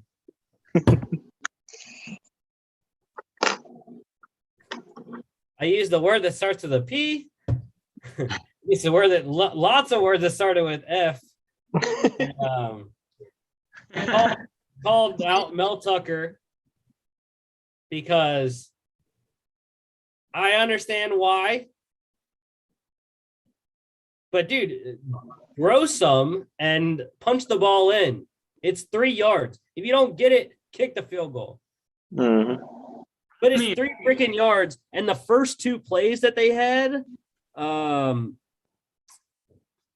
they went for, I don't know. This is like weird. The play-by-play is weird on here, but I mean, the first 2 plays, they were running at will against them. The first 3 plays that they had.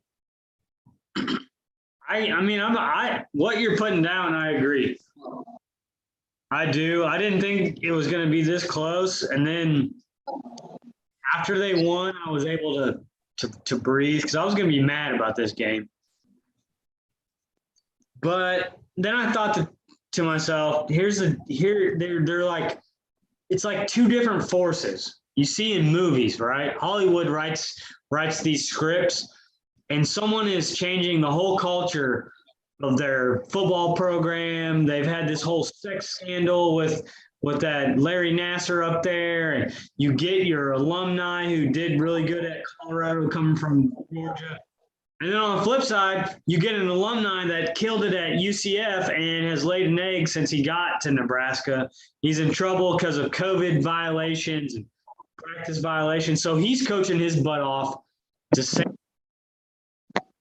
his job, and they just collide. And sometimes it's the ugliest football game, but one side had to prevail. And that's the best way to explain this game. Ugly. The team that I thought was going to win finally won, and let's move on. Nebraska needs to find another coach. Yeah. Some 19 carries for Kenneth Walker, I thought was a good workload. Didn't do enough with them, and thought Peyton Thorne would do better. The issue is Michigan State's defense had no answer for the Adrian Martinez run game. And I believe it was about 3 or 4 times that he juked someone out in the open field. And I'm like, bro, it is a freaking quarterback. Tackle him.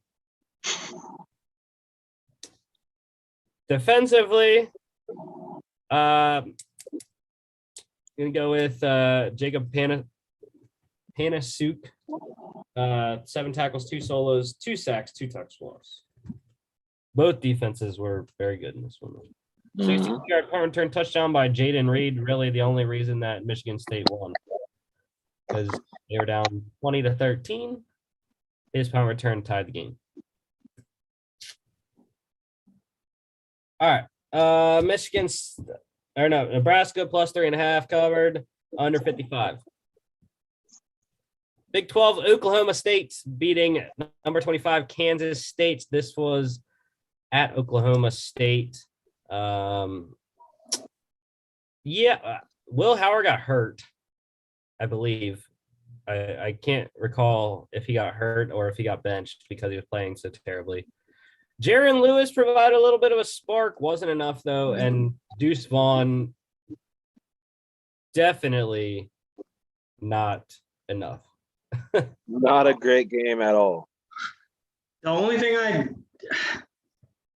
takeaway from this game is can you take Oklahoma State serious? I don't think so. Not with what they have done before.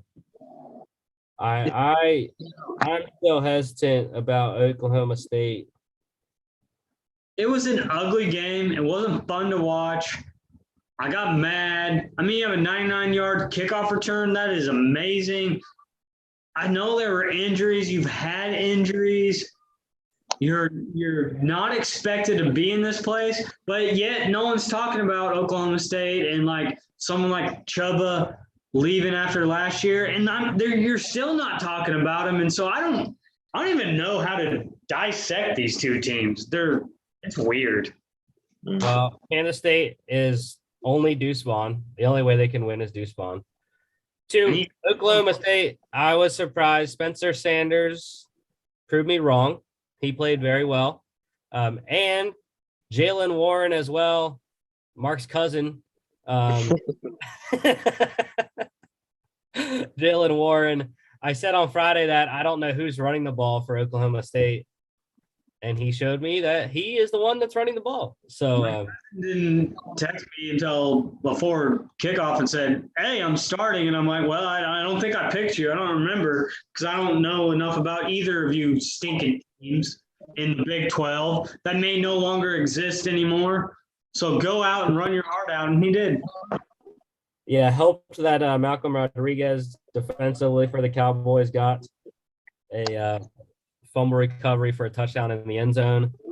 And yeah, I'm not sold on Oklahoma State. Their 4 games, I mean, they beat your alma mater only by 7 points, FCS Missouri State. They only beat Tulsa by 5.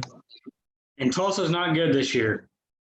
And even though this was a ranked team, I still think their best win was last week when they beat Boise State at Boise State by 1 point, which I don't even think Boise State is as good as they have been before. So they got to go they got to play. They host a ranked Baylor team this week. 4-0 versus 4-0. We'll see who the real Big 12 team is. I think it's like they're in the 20s. Both of them in the 20s now. 19 for Oklahoma State, 21 for Baylor. We'll see who the real Big 12 team is. They still got plenty of games to play with the likes of OU and Texas. Yeah. I'm going to go with the name on defense, Jarek Bernard Converse. 4 tackles, 4 souls, and 3 pass deflections. Malcolm Rodriguez had a good game. I already mentioned. All right. Oklahoma State covered -6 over 48. This was the other one I had in my underdog parlay. Like I said, Mississippi State lost already, so it didn't really matter if Kansas State lost. You should just stop betting. All right. Back to the SEC. Kentucky beating South Carolina 16-10. I don't remember which way it was. Was I alone on this one, Chris, or were you? I was on South Carolina. Mark, who did you bet? Kentucky. Dang it. But, dude, I told you, man. I mean, okay, Will Levis's stats suck. I will give you that. But he did enough combined with Mr. Rodriguez. Chris Rodriguez is having a great season for the Wildcats. 144 yards. Cavassier Smoke pitched in 50 yards and a touchdown. And Wandale was leading receiver in the game. So the deciding factor for me was just, in Beamer's first year, he's a football guy, right? He grew up under Frank. His dad was a long-time successful coach at Virginia Tech. You might have heard of Michael Vick. I don't know. I have. You guys are a little bit younger than me. That's a joke. And that was the deciding factor. I thought this was going to be close. And most people would say, what? You went with a Kentucky quarterback, even though South Carolina is kind of, up in their arms. And that was with Stoops having, a bit more stable quarterback situation. That's why I went with Kentucky, and it squeaked by about that much. Yeah, that's why I picked Kentucky, because I wasn't sold on Luke Doty as the starting quarterback after seeing him. Zeb Nolan got hurt last week. So defensively, not much. I guess we'll go with the guy that had the most tackles, Jalen Foster for the Gamecocks. 12 tackles, 4 of them solo, QB hurry, and a pick. Sure. Carrington Valentine's a great name for Kentucky. Yep. Wildcats covered -4.5, under 49. Number 1, Alabama destroying Southern Miss 63-14. Yeah. And yeah, I mean, Bryce Young. Bryce Young. That is all. Yeah, nothing to say about this game, but the 14 points, did they actually give those up, or were they garbage time? I believe they actually did get them up, because there was someone, I think, that said about Alabama. No, it was early. No, it wasn't. It was 35-0. The first 7 came on the board for USM. Oh, I thought they had one touchdown earlier, one field goal early. I thought they did too, but yeah, 35-0, and then they scored, and then they scored when it was 49-7. Yeah, 90.9% completion. That's all I'm gonna say. And you guys can talk about it, right? The But he rest, threw a pick.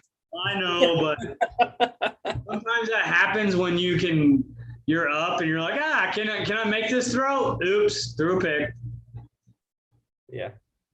I mean, even Jalen Milroe, the backup quarterback, got a touchdown in for Bama. But Jamison Williams had a freaking game. I mean, he caught an 81-yard touchdown pass, opened the game with a 100-yard kick return touchdown, and then ran another one 83 yards to the house. 3 total touchdowns, all 80-plus yards. 2 of them kick returns. Just crazy game for him. And a guy that I didn't even see coming, Roydell Williams, run for 100 yards for the Tide and a touchdown. So I never heard of that guy. But Cameron Latu, the tight end, scored 2 touchdowns. So yeah, a lot of people we haven't heard of scoring touchdowns in a blowout. That's when it happens. One guy I do know about, one of the guys that is up for national awards this year and having a great season for the Alabama defense, Will Anderson Jr. tackles 3 of them solo, sacked, 3 tackles for loss, and a quarterback hit. Bama did cover this week, though, Chris. They did. Finally. Because it wasn't 50. It was 40. It was minus 45 that they covered. And the over 58 by themselves. Number 4, Oklahoma in a close one, 16-13 over West Virginia. This one was in Norman, and Spencer Rattler was getting booed. Yeah. I don't like how Oklahoma and Spencer Rattler specifically has been performing so far this year. Yeah, they're 4-0, but they've been in some pretty close games so far this year. A couple of which they could have lost, and I think this one is one of them that they could have lost. But yeah, I picked him for Heisman, and I don't know. So far, he definitely has not performed to that level. Yeah, won this on a last-second field goal from Gabe Burkick. I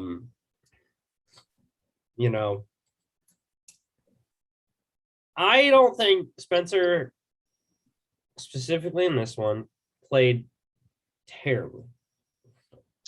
He was efficient,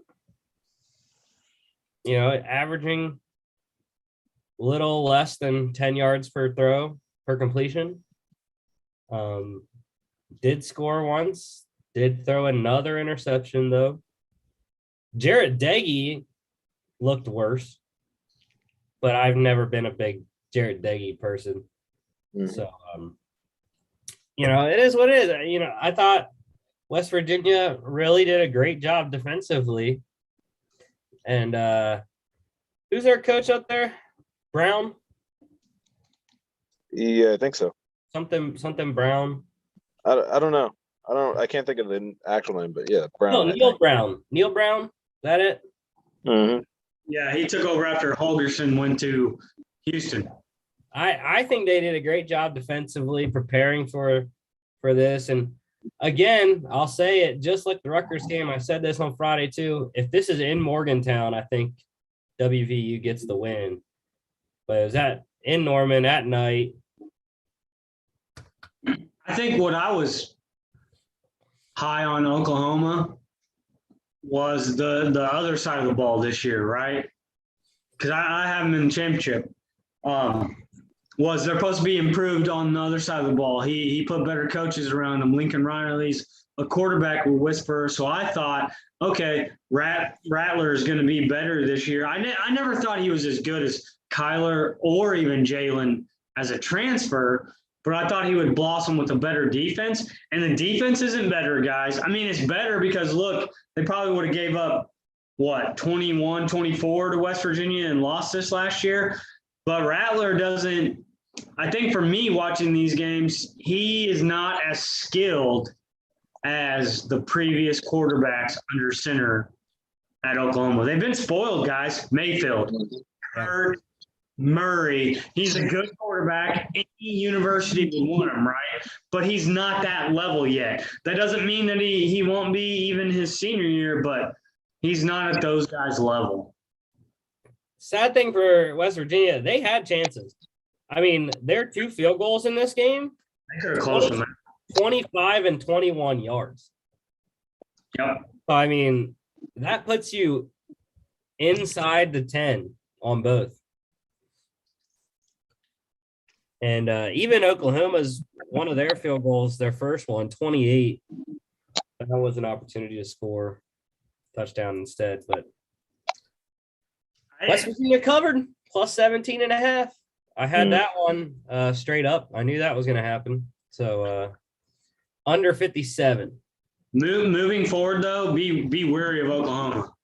Just Rattler coming off the sideline and some of the discussions he's having with the coaches and players. Something's going on offense that I don't like. Like I said, when you popped out there, Mark, Rattler was getting booed in this game. The fans were booing Rattler in Norman. So Dang. Defensively, I'll go with Delaire and Turner Yell for Oklahoma. Great safety there. 8 tackles, 5 solos, tackle for loss, pass deflections, and a pick off Jarrett Deggy. Solid game. Number 10, Ohio State beat down of Akron at the Horseshoe, 59-7. New starter in this one. Stroud not playing. He was the backup. Kyle McCord, very good. And I think that's probably what Ohio State needed. It's against Akron, who haven't beat Ohio State since, I think someone said 1847, something like that. But yeah, I mean, it was a good day for Kyle McCord there and the Buckeye offense. Travion Henderson as well. Him and Master Teague both scoring twice. Yeah, the Master Teague thing is good to see because he was supposed to have a really good season. But I think the big storyline, if no one has read this, is a couple linebackers one transferred out last week, not playing a lot. But Pope having that sideline incident, and Ryan Day said, "See ya, pack your bags," which I like that in a coach. Here's my standards and expectations, but I wonder what that does recruiting going forward. And we already know, in my opinion, I think Ohio State's out of the playoff picture. Because I think there's good enough teams to run the table. Yeah, I had them not even in my top 6, I don't think. But I mean, we already addressed it earlier.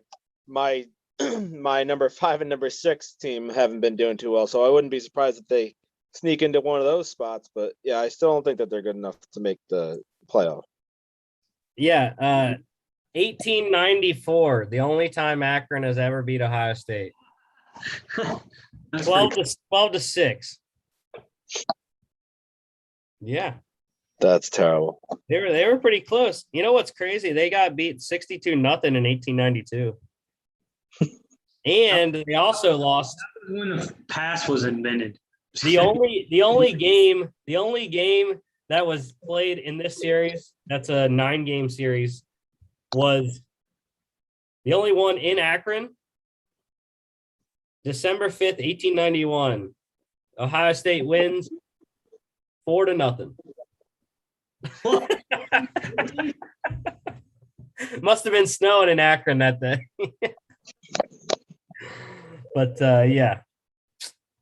Your guy, though, Chris Olave sucked in this game, dude. Terrible. He did score, though. He did score. Terrible. Defensively, dude, look at the D tackles. 5 sacks combined between Tyleek Williams and Haskell Garrett. I mean, Haskell Garrett, we know, is a beast. And then Ronnie Hickman with a 46-yard pick six for OSU. Ohio State covered. They did cover minus 48 and under 67. Oh, by one.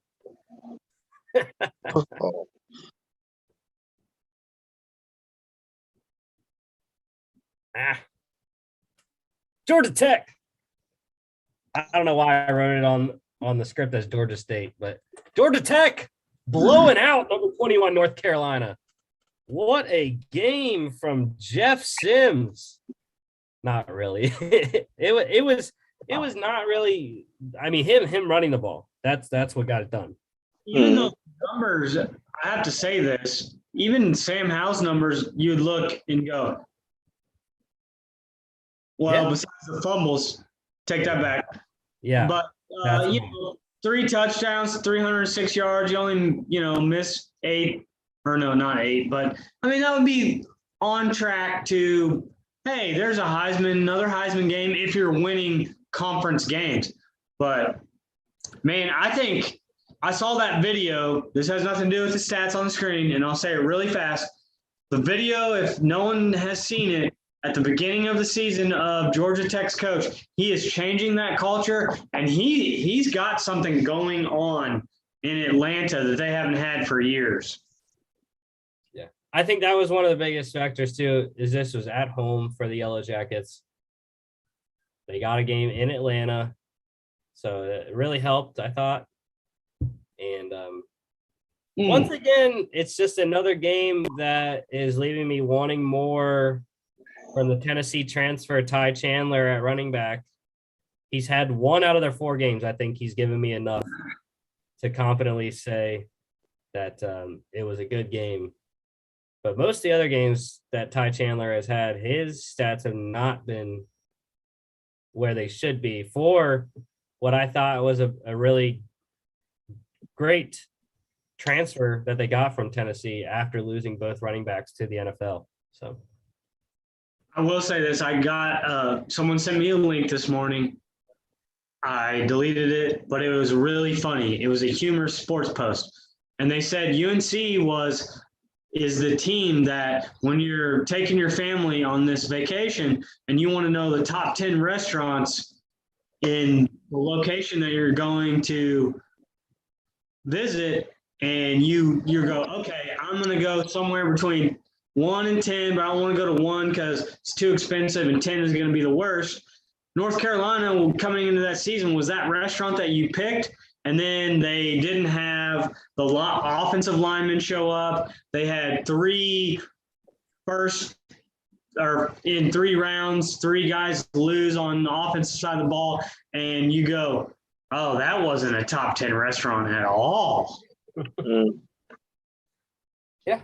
What a game for Charlie Thomas, the linebacker for Tech. 8 tackles, 7 of them solo, 2.5 sacks, and 4.5 tackles for loss. Also, Kyle Kennard, too.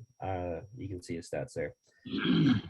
Georgia Tech plus 14.5 over 65 by 2. Late night, number 15, BYU, undefeated, 35-27. They had a close one. The Bulls came storming back in the second half. They were down 28-6 at halftime. Romney! Yeah, it was the Romney show, brother to brother completions galore. Is this a question, but are they related to me? I don't know. But Jaron Hall was injured in this game. He got hurt in that Arizona State game. So Baylor Romney, I don't know how long he's out, but it doesn't matter because Baylor Romney can play like this, which is fine. No turnovers, 300 yards, 3 touchdowns, 80% completion. Wonderful game. That's how you win. Even when your defense lets you down. Yeah, I mean, Jaron Mangum had a monster workload, only 3.3 per, but did score twice. I think USS just trying to figure out their quarterback, and he almost got him the win in Provo. This one was in Provo, too. Tyler Algier, loved his game once again. One of my favorite players for BYU. And then they have all the receivers, too. Kuka Nasua, Neil Pawu. Isaac Rex didn't make the list this week, but the other tight end, Mason Wake, did for scoring a touchdown. Really no defensive stats, but I'll put Peyton Wilgar there. 5 tackles, 3 solos, and 2 tackles for loss. Yeah. So we are just going to share the same alma mater. That's all. Yep. The Romney Show heading on a very difficult 3-game stretch for the Cougs.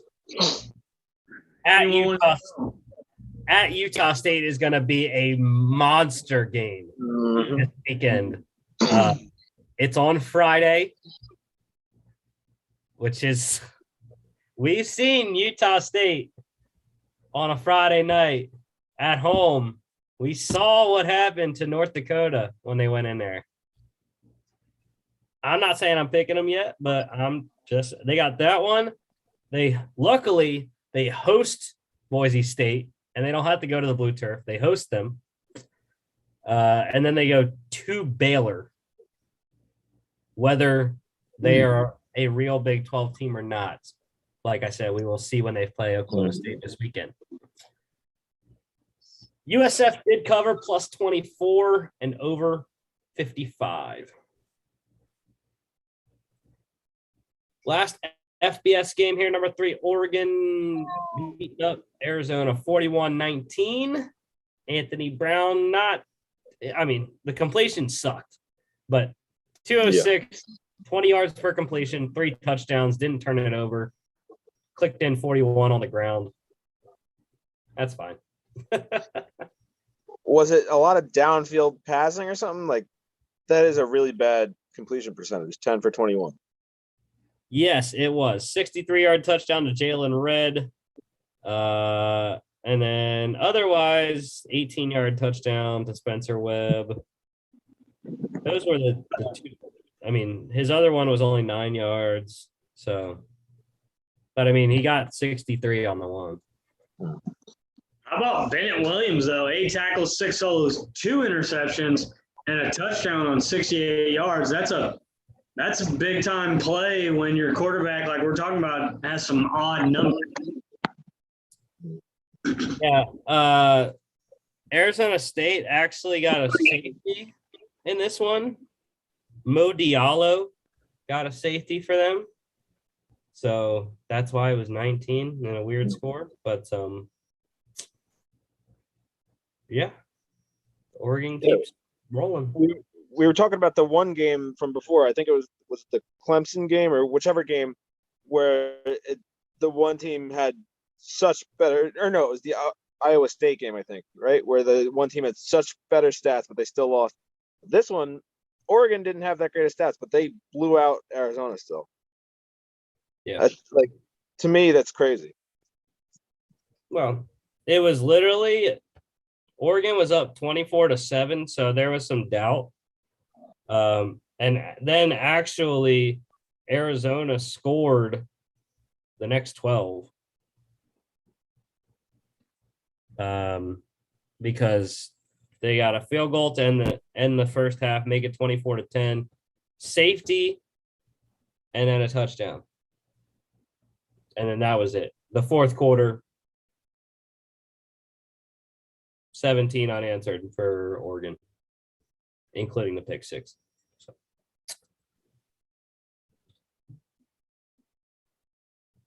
Arizona did cover, though, plus 29.5 and over 59 by 1. FCS game of the week. Chris loves it. Number 12, UC Davis going to number 14, Weber State, 17-14 win. UC Davis undefeated, the Aggies. Right? They're the Aggies? I think so. I might have been wrong. Mark knows. UC Davis Aggies? Yeah, we picked them. The Aggies. Yes, sir. Again, I don't think Weber State is this bad. because they've been without Bronson Barron for the last 2 or 3 games. He's their best quarterback. I think that's really their issue. I don't know if Hunter Rodriguez got injured in this one and that's why they played 2 quarterbacks, or if he was hurt, or if he was playing poorly and that's why Miles Hastings had to come in. Maybe a mixture of both. I don't know, but UC Davis eventually got the win. I like it. It looks like it's a little bit of an ugly game, but they still won. Yeah, game-winning touchdown with 27 seconds to go for UC Davis. Oh, wow. Down 14-10. Yeah. And team stats, pretty similar. I mean, actually, Weber outgained them by about 100 yards. So UC Davis had 2 quarterbacks throw and third one run. Yes. He's listed as a quarterback on the roster. I don't know why, because he ran the ball and caught the ball. Yeah. I don't know. He's Taysom Hill. Might have been more like a Tommy Stevens for when he was at Penn State. I think that might have been more what Trent Tompkins is for them. But yeah. The biggest issue for Weber, -3 turnovers. So not a bunch of big stats in this one. Josh Davis, good game for, what do you call them, Mark? The Wildcats? Are they the Wildcats? Yeah. I said about this on Friday. I was like, I thought Mark said it wasn't a Wildcat. I thought he said it was something else. But yeah. And with FCS, we don't get defensive stats, but we do get interceptions. So It's Walter the Wildcat. Aaron Duncan and Jordan Perryman with an interception each. UC Davis was a pick'em, so they covered by winning, and under 58. All right, let's get to NFL here. Run through it. Bengals upsetting the Steelers in Heinz Field. 2 straight home losses for Pittsburgh. And I'm getting annoyed because Steelers fans are just destroying Big Ben on social media, and it's not his fault. It's really not. I mean, and I agree wholeheartedly with what Aditi Kinkle-Bala, who covers the AFC North for the NFL Network, has been saying. They don't have a better quarterback on the roster. Mason Rudolph is not going to play better than Ben Roethlisberger is playing. It's the fact that they can't run the football. That is why they're not winning. I got 2 things. Go ahead, Chris. Well, no, I was just agreeing with him that Ben Roethlisberger is their best option, but that doesn't mean that he's a good option. I don't know. I think that they waited too long to draft another quarterback. They should have drafted one last year, I think, or even 2 years ago. They haven't drafted a quarterback. I know. I'm saying they should have drafted one of the higher guys a couple years ago and let him sit behind Roethlisberger for a couple years. Jalen Hurts. Yeah, well, they didn't get the chance to because your Eagles took him. But, yeah. You said it wasn't Roethlisberger's fault, though, but that one interception that he threw was one of the worst throws I've ever seen. There are 2 of them. All right, look, 2 things. It's not even the running game, because with that offensive line, you're not going to be able to run or throw.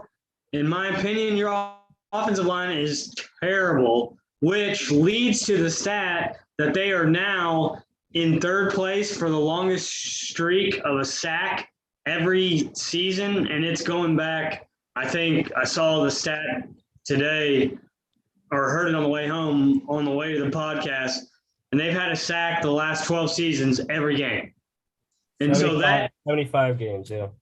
Sorry, 75 games. So that leads to Ben Roethlisberger, in my opinion, when he runs out of the tunnel, it looks like he's got, it's not cussing. It looks like he's got something up his butt already because he's been hit so many times. He looks like he can't play another NFL game.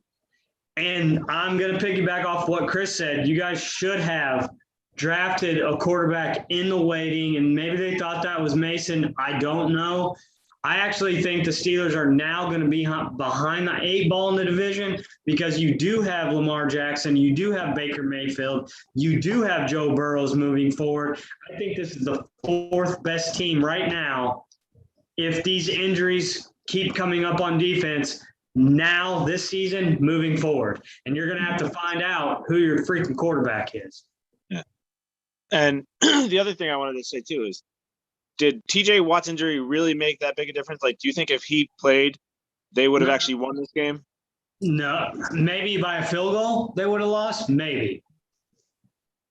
Yeah, I don't know. I think it did make a big difference because it made it easier on pass protection. The Bengals really just, when you look at it, they really had to. They could focus on double teaming Cam Hayward instead of TJ Watt, which I think, and Melvin Ingram wasn't as productive as I would have liked him to be as he was the first 2 games. So that shows that they need TJ Watt to open it up for other people. Mm-hmm. And I also thought they missed Alex Highsmith, who was out for this game as well. So even with the additions of Devin Bush and Joe Hayden to the team this week coming off injury, the loss of TJ Watt, Alex Highsmith kind of negated it out. So how about that LSU connection? It's starting to become something. Jamar Chase is now erasing everything in the preseason and maybe trending towards Offensive Rookie of the Year. He's now the favorite, plus 400. 4 touchdowns in 3 games for Jamar Chase. Najee Harris, with his performance, he actually placed second. He's now second all time in rookie receptions in a game. I believe it's 2 behind Antonio Brown, 14 receptions for 102 yards. That made his fantasy day. I will say that. Luckily, though, Chris, in our league, in our redraft league, I'm playing against a guy that Colin that had CMC get hurt on Thursday night. So we've talked about having an antagonist on here, and I know you don't agree with me at all, but it's always going to be tough matchups with Ravens and Steelers and Bengals, Steelers and Browns. It's just a rough conference in just physical. And I think it's the second best league right now after, Rams, Cardinals, 49ers, and Seahawks. But I really do think this is the 4th best team moving forward. And that's looks like it right now. Then maybe because of the injuries, but your offensive line is a patchwork in progress. And they've had a couple injuries to the offensive line during this game. It's going to be a long season. Still got 14 games to go. But don't count them out. Don't count them out. Say that. Mike Tomlin's never had a losing season. So, but yeah. Bengals plus 2.5, under 42. Big Ben's interception was weird. Oh, defensively, let's go Logan Wilson, 14 tackles, 6 solos, 2 pass deflections, 2 picks. Great day. Pat Fryermuth got his first career touchdown as well. Very excited to see that guy. He is the next great Steelers tight end. Bills romping the Washington football team, 43-21 in Orchard Park. That's the MVP stat right there. I'm so sad. I put in our Dynasty League group chat. I'll just take best quarterback on the bench this week because Josh Allen had about 48 on my bench. Yeah, I feel your pain because I had Brady on my bench and I started Russell Wilson. But Washington's defense is definitely not what we all expected them to be. The defensive line can't do anything because their secondary is so bad and the quarterbacks are getting the ball out too fast for the defensive line to get through. All right.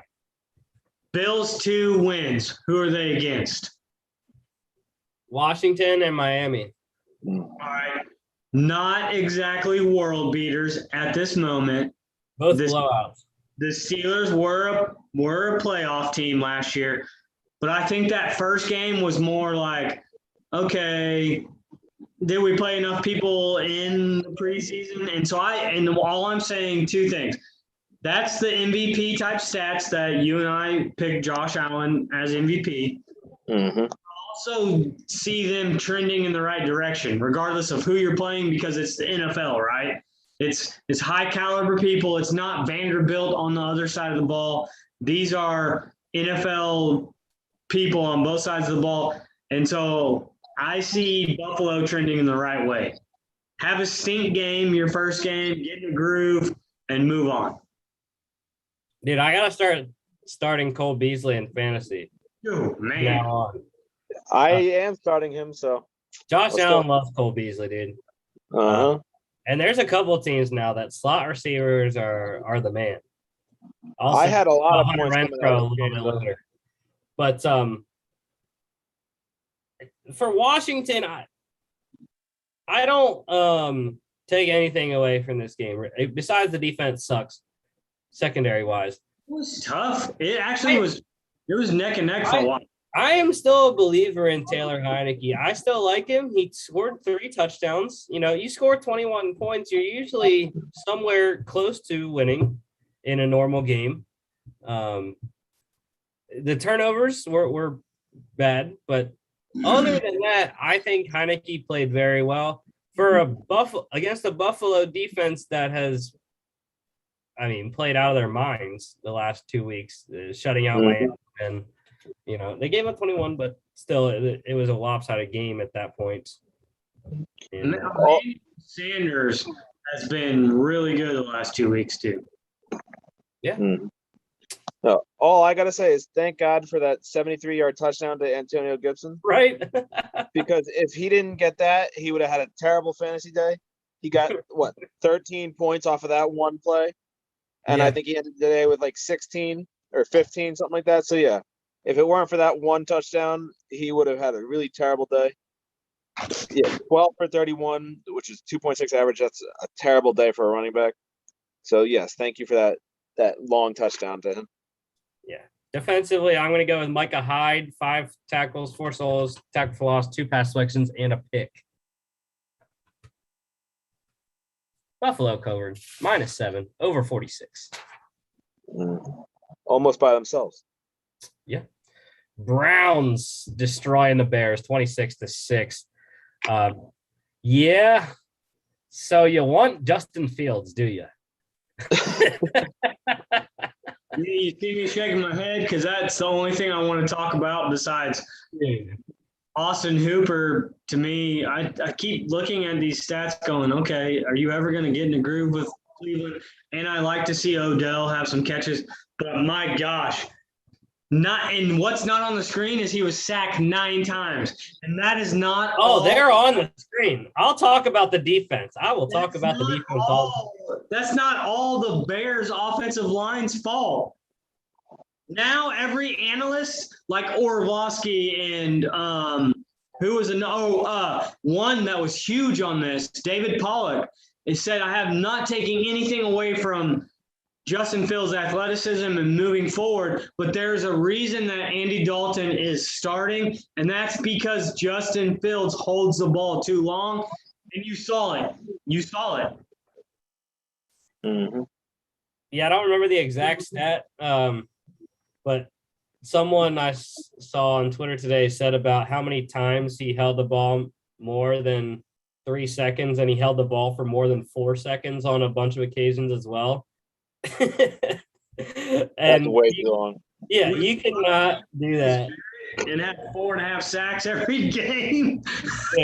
Yeah, Myles Garrett. Yeah, tip the cap to Myles Garrett in this one. He put his name in the hat for Defensive Player of the Year, just like Chandler Jones did in Week 1. Yeah, dude, Myles Garrett, 7 tackles, 6 solos, 4.5 tackles for sacks, 4 tackles for loss, 6 quarterback hits. But it gets better because Jadeveon Clowney had 3 tackles, 2 solos, 2 sacks, 2 tackles for loss, and 5 quarterback hits. And then, the sack duo for Chicago played well, though, too. I mean, Khalil Mack had 2 sacks. Quinn had a 1.5. So all around, great defensive line play in this one. I think Roquan is still putting himself out there for Defensive Player of the Year. He's right there with Urlacher. Well, not okay. Sorry, that's not fair to say.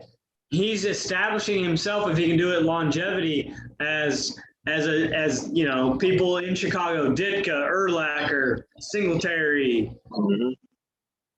Yeah, one of the Chicago linebacker grades. I feel like it's weird around the league right now. I don't feel like there's a lot of off-ball linebackers that are getting a lot of hype like we used to have when the guys like Kuechly, Urlacher, help me out. I'm trying to think of. I mean, Thomas Davis didn't really have that much of a hype, but like Luke Kuechly. I mean, you know. Ray Lewis. Sean Lee when he was playing well. So, yeah. Patrick Willis, Navarro Bowman, those guys. AJ Hawk, because Green Bay didn't have anybody else. All right. Yeah. Odell's return, his 2021 season debut. They got him the ball early and often. Was sort of disappointed, but for other reasons, not because of him. But yeah, Kareem Hunt, what a day. Great day for him. Over 150 total yards. His 29-yard touchdown really just separated the game, in my opinion. Helped me in fantasy a lot. I was happy. Yeah, I don't like it. He's taking away carries from Nick Chubb. I need Chubb. He got to do 22. better. What do you mean? He got 22 carries, and he was only averaging 3.8. That's why Yeah, Kareem was playing. All right. Browns cover -7.5, under 45. Like I said, dude, the unders were just rolling for the majority of the day. The 1 o'clock games all hit under, except for the Buffalo one. Ravens, 19-17 in Detroit, and we're going to it. Great game. We're going to the clip. New record, baby. Does it count, though? Can we have an inside record versus an outside record? We're going to the clip. If I can find where the dang. Hold on. Give me a second. We will go to the clip shortly. If my screen would like to work. There we go. That's what we want. All right, let's go to the clip. 3 seconds to play. 3 seconds to play. And he pushes. 49 straight field goals. That's ridiculous. This was his 50th one. This is the guy you want, Greg. If you're in this situation, you think of a better option. This is for an NFL record 66 yards.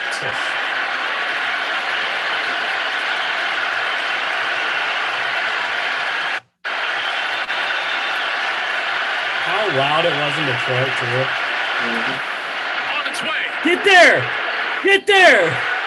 Oh! Yeah!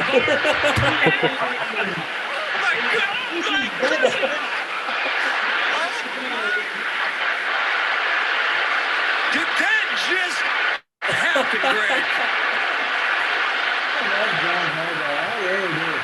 Oh, my What a God. kick.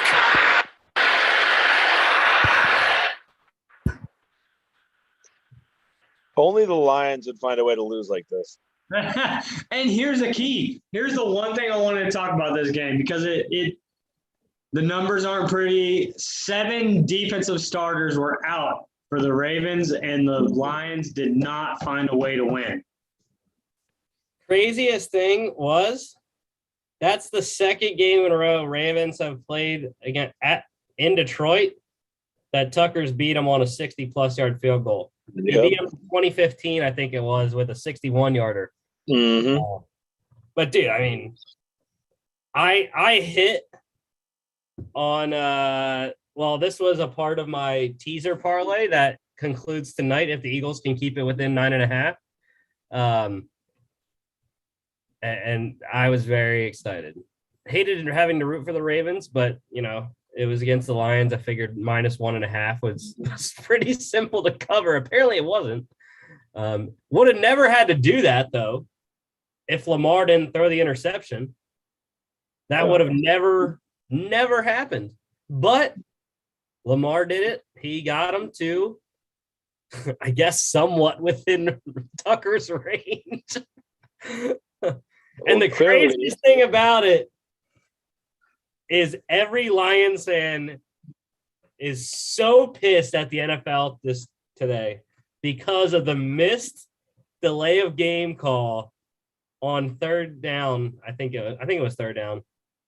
Whatever down it was that they missed a delay of game, gave the Ravens a play, and Lamar threw it out of bounds.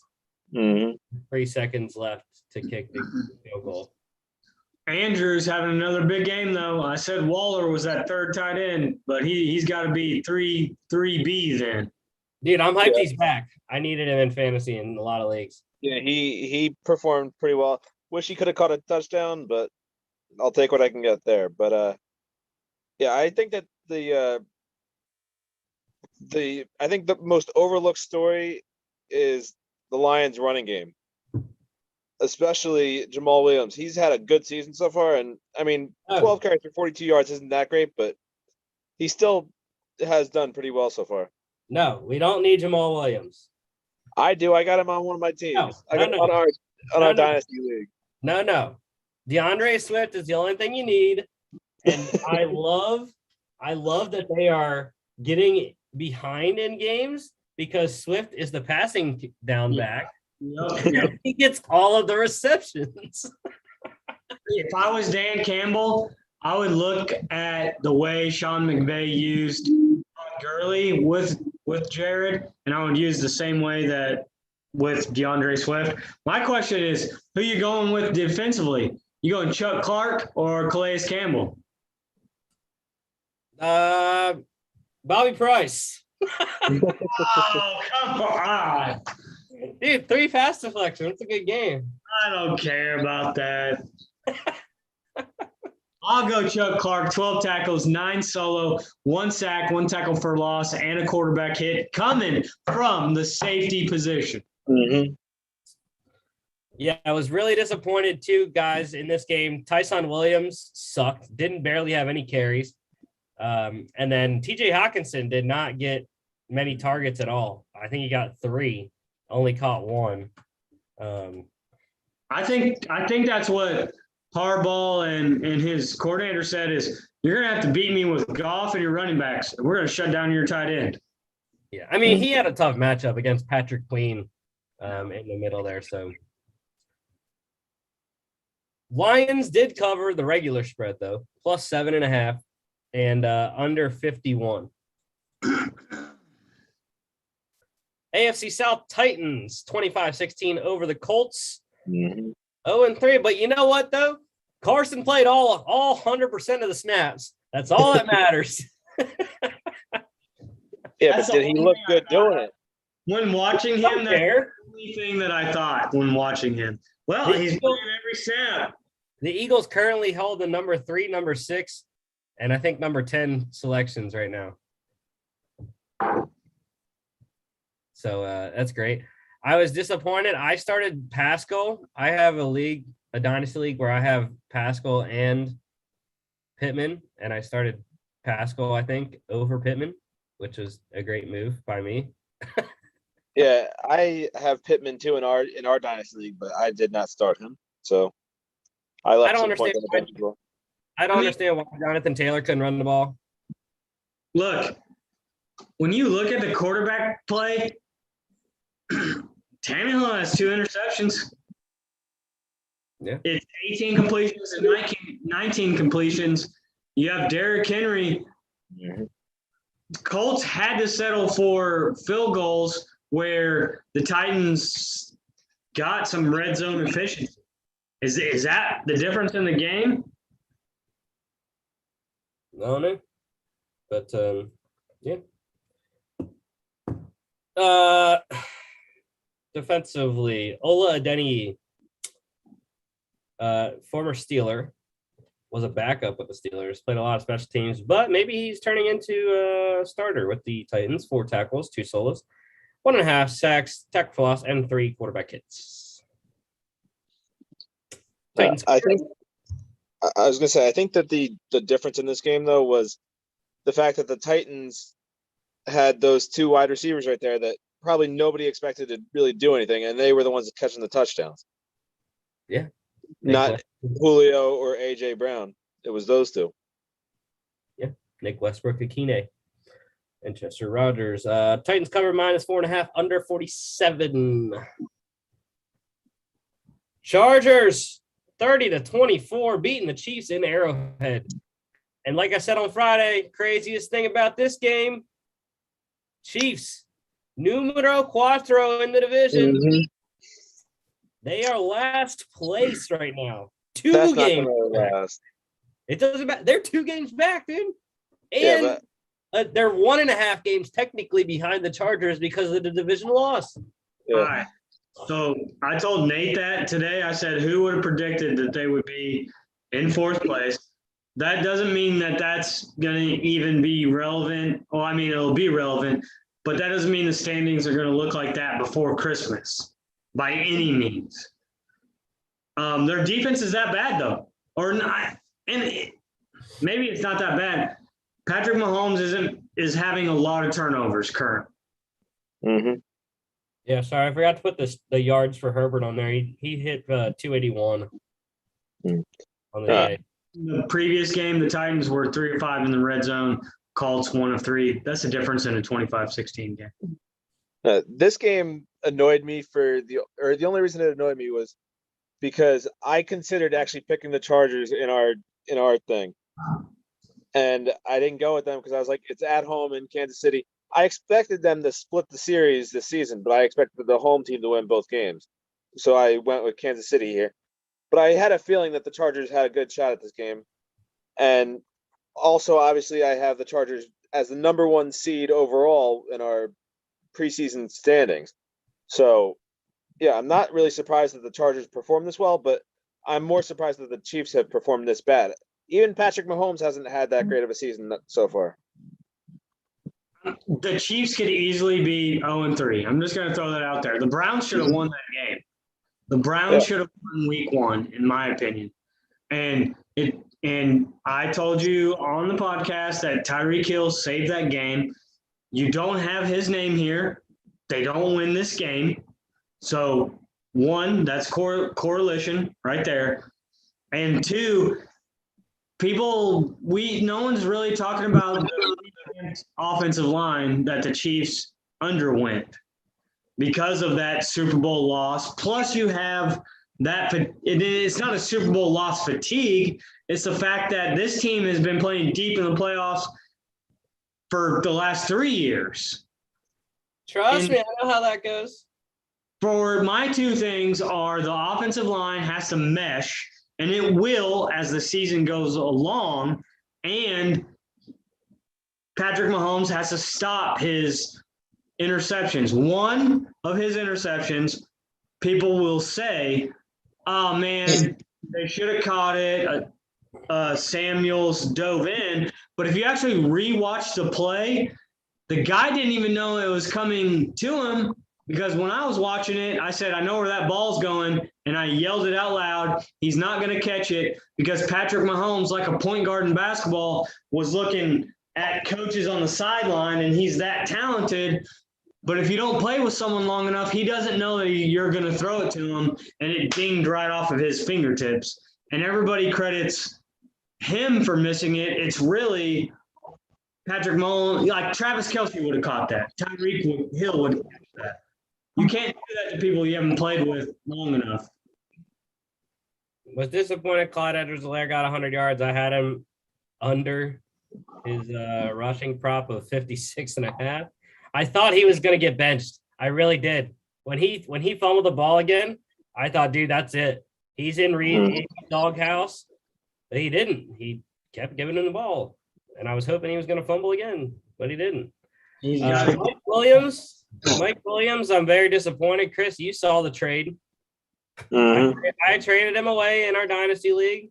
for a decent price, a second round pick and change. But I mean, he's having his 5th year surge. He needs to get a contract next season. Mm-hmm. What are you gonna do? Pick him in daily fantasy. That's what I've been doing. So Keenan's gonna Keenan. Love Keenan Allen. And yeah. Defensively, I'm gonna go with the Chiefs. Mike Dana, 2 tackles, 2 solos, 1 sack, tackle for loss, and 3 quarterback hits. I think they're better than the Broncos. I think it's a toss-up with Raiders and Chargers. How you play it? Chargers +7 under 55 by 1. always Saints happen. beat the Patriots 28-13 in New England. Oh, Let's go. another rookie, another 3 interceptions. but Jameis is not. I told you, Jameis is not the great quarterback. Everyone wanted to put him out to be the week 1. The only thing that he did really great in this game was that he did not throw an interception. And they gave Kamara 27 touches. That's how they win. And that's how we said they should be winning from the start of the season. 100%. Mm-hmm. You said everything. I'm just surprised at the Saints' defense, give or take. I Listen. mean, how big are Demario Davis and Malcolm Jenkins to that team on that side of the ball? Demario Davis is the heart and soul of that defense. Well, And it helps that they had what's his name back too. they got CJ Gardner-Johnson back in this one. Yeah. And And Lattimore too. The 2 of them coming back. But yeah, like you said, Jameis Winston didn't turn the ball over, which is probably one of the biggest keys to this game. I am kind of surprised that Kamara only got 3 catches. I don't know how many targets he got, but it couldn't have been many because Winston only attempted 21 passes. But yeah, I would like to see Kamara involved a little bit more in the pass game, like he was in the past with Drew Brees checking down the ball to him a lot. But yes, I mean, I'm happy with how the Saints have looked so far this year. Obviously, they had a bad game last week against Carolina, but obviously they dominated Green Bay and they played pretty well against this Patriots team. Yes, it's against a rookie quarterback with Mac Jones, but that defense in New England isn't anything to overlook or laugh at or anything either. That defense on paper is really good. So, but yeah, the Saints offense did their part and did what they had to do. Yeah, I mean, Malcolm Jenkins with the pick 6. Haven't seen him move like that since his Philly days a couple of years ago. I'm not. That's not who I'm going with on defense, though. I'm going to go with the free agent acquisition, Matt Judon. I mean, he's been worth the money that Bill spent on him so far. 3 tackles, 2 solos, 2.5 sacks, 2 tackles for loss, and 3 quarterback hits. Saints +3 under 44. A lot of dogs winning this week, guys. How did we? I mean, we didn't have issues. We didn't have issues picking dogs, but because we know Mark's the dog master.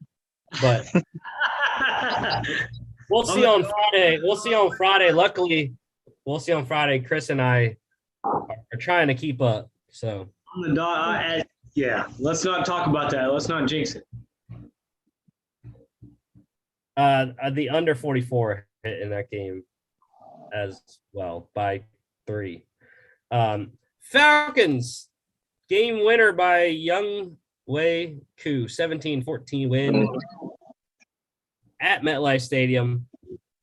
40-yard field goal to win it. 7 in the fourth quarter, 13 minutes to go. But yeah, I mean, boring game against winless teams. I mean, what else do you want? Yeah, I mean, Boring. this game didn't go how I thought it was going to go, though. I thought it was going to be a high-scoring affair because these two defenses aren't that great. The Giants, the Giants defense is low key. They're decent, especially the front seven.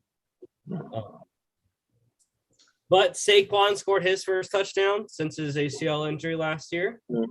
Good to see that.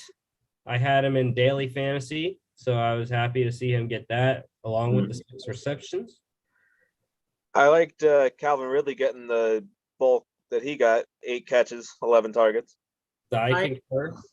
I'm with Chris. I just figured Atlanta would find a way to make it high scoring. Even their first week 1 loss, they got down big, but made a comeback by pushing the point spread. And it was really boring, but they found a way, right? They found a way, and I picked them, so that's a good thing. Yeah, Rusty Lone Wolf the Giants here in this one. I'm tired of the whole discussion with Matt Ryan. Not a bad quarterback, but it goes back to almost the Steelers discussion. They need to draft for who's going to be behind Matt Ryan, regardless of the humongous contract. And I'm going to take a shot because Rusty always does it. And I'm going to say, is it Foyesade Ulukan? Foyesade? Yeah, Foyesade Ulukan. 14 tackles, 9 solo, 1 tackle for loss, 1 quarterback hit. I wanted to pick him for the name. You guys choose from there. Well, our Georgia boy Tate Crowder's on here for the first time. Mr. Irrelevant in the draft this year. Yeah. So that's really good. He was put into duty based off necessity, which we'll talk about. But Grady Jarrett, 4 tackles, 4 solos, sack, tackle for loss, 2 QB hits. Giants really should, in my opinion, watching this, cheering for my dog, there's no reason why they shouldn't have won this game. Falcons plus 2.5, under 48. Cardinals undefeated 31-19. Mark loves the Cardinals. Both St. Louis and Arizona. Beating the Jags in Jacksonville. This one was shaky. This one made me worried. This one made me a little nervous. Oh, trust me. I had the Cardinals -1 in the teaser, and I had them outright -8. As a lock. And I was getting nervous because I had -8, and I texted my locks group chat, which is our betting group chat. And I was like, are you freaking kidding me, Cardinals? Like, they were down 19-10. And in about a minute, they scored 2 touchdowns. Look, the one thing about the Cardinals that I will say is if you look at the trend, they're a better second half team. Whether you want to go back and see the commercial that they've now made the Hail Mary into a commercial with DeAndre Hopkins. But what I'm getting at is a lot of teams that 109-yard missed field goal return would change the momentum and obliterate you coming out in the second half, but you don't. And the one person you don't see on here, someone like DeAndre Hopkins, but you see AJ Green, who has been good for years, and no, he didn't get in the end zone. 5 receptions, 112 yards. Like, who you gonna guard? Who you gonna double one game? Is it gonna be DeAndre? Is it gonna be Kirk? Is it gonna be DeAndre Hopkins? And that's why I fell in love with him. Plus the outside rushes. Yeah, AJ Green was the player I wanted to highlight because I forget what day it was. At some point this week, I went out and traded for AJ Green in our dynasty league. I traded away Jamison Crowder and a 3rd-round pick and got AJ Green and a 5th-round pick in return. And it's only been a game, but he had a great game for me in this first game. So I'm happy with the trade thus far. Let's see how it goes, though, throughout the rest of the season. Hopefully he stays healthy. The story continues with Trevor Lawrence, dude. Turnovers galore. 4 total in this one. Look, They're not going to win. that's an issue with their whole roster makeup, and the overhype. I hate to say this, and I'm a Cardinals fan. As you guys have picked them playoff. My only question is, are they who they are because of Kyler Murray, or would they be even better with a different quarterback? Because I'm actually not pleased with the way he's been playing. I don't like turnovers. But, okay, great, you had 316 yards. I'd take 215, 1 touchdown, and 7 carries, no touchdown. On 82% completion. And he scored a rushing touchdown in all 3 games so far this season. He has 4 rushing touchdowns through 3 games, which is crazy. And what we're saying is it's Stafford and Murray that are front runners for MVP right now. Mm-hmm. I believe Kyler is the official Second. No, first. I believe he's the leader. Something that Stafford is the. Oh, you betting lines. Sorry. Yeah. But I mean, the Cardinals are scoring over 30 points per game right now. And they haven't been stopped. Granted, look what defenses they played. And look at the secondaries of those defenses. Well, yeah, the secondary. Titans, Vikings, Jags. Playoff team. Horrendous secondaries. Playoff team. But, Mark, it's fine. It's fine. You know why? Because they got to go up against number 5 this week. At SoFi, they got to play number 5 against DeAndre Hopkins. My team, baby. And the LA Rams. So I was happy with Christian Kirk in fantasy this week. Got me 17 points. Defensively, a lot of good ones. Byron Murphy, 2 picks and a pick 6, 29 yards. That's what turned the game. Mm-hmm. They went down. They scored a touchdown with James Conner. And then Murphy got a pick 6 about a minute later, which ended up being the game-winning touchdown. And the game, actually, that one was not what covered the spread, but the touchdown at the end covered, and I was very excited that they covered -8. Guys, before we move on, there's a lot of bad teams in the NFL. Pretty much, yeah. You already mentioned Jamal Agnew, 109-yard missed field goal return touchdown. That would have been crazy to see if Matt Prater would have hit the 65-yarder. And then Justin Tucker hits the 66. I would have felt so bad for Matt Prater. Prater owned the record at 64 in Denver before that. Yeah. Yeah. That's another crazy thing about Justin Tucker. In Detroit, not high altitude. Cardinals, like I said, covered -8 under 52. Broncos, Chris, shutting out the Jets, 26-0. I was texting Chris getting mad about this game because Broncos had just scored a touchdown and it was like 17-0. And I was like, bro, it's like right after halftime. Mm-hmm. And I'm like, dude, let's go. Let's bet the over 37.5 live. Thinking, all right, dude, I mean, the Broncos are going to run away with it. Jets will get maybe – I was banking on the Jets getting 1 score in garbage time. And then the Broncos kicked 3 field goals. That's what you get for betting on the Jets. 4 field goals. It was 4 field goals. But, no, I knew that this was going to be like – I thought the offense would have been better, but the defense so far this season hasn't actually been that bad for the Jets. They've held teams to field goals, which is what happened in this one. Obviously, they scored a couple touchdowns, but the Jets, for the amount of times that they've had to be on the field and the amount of plays that they've had to run, they've actually done relatively well. And, obviously, the offense, there's nothing to really say good about the offense right now. All I'm going to say, it was stupid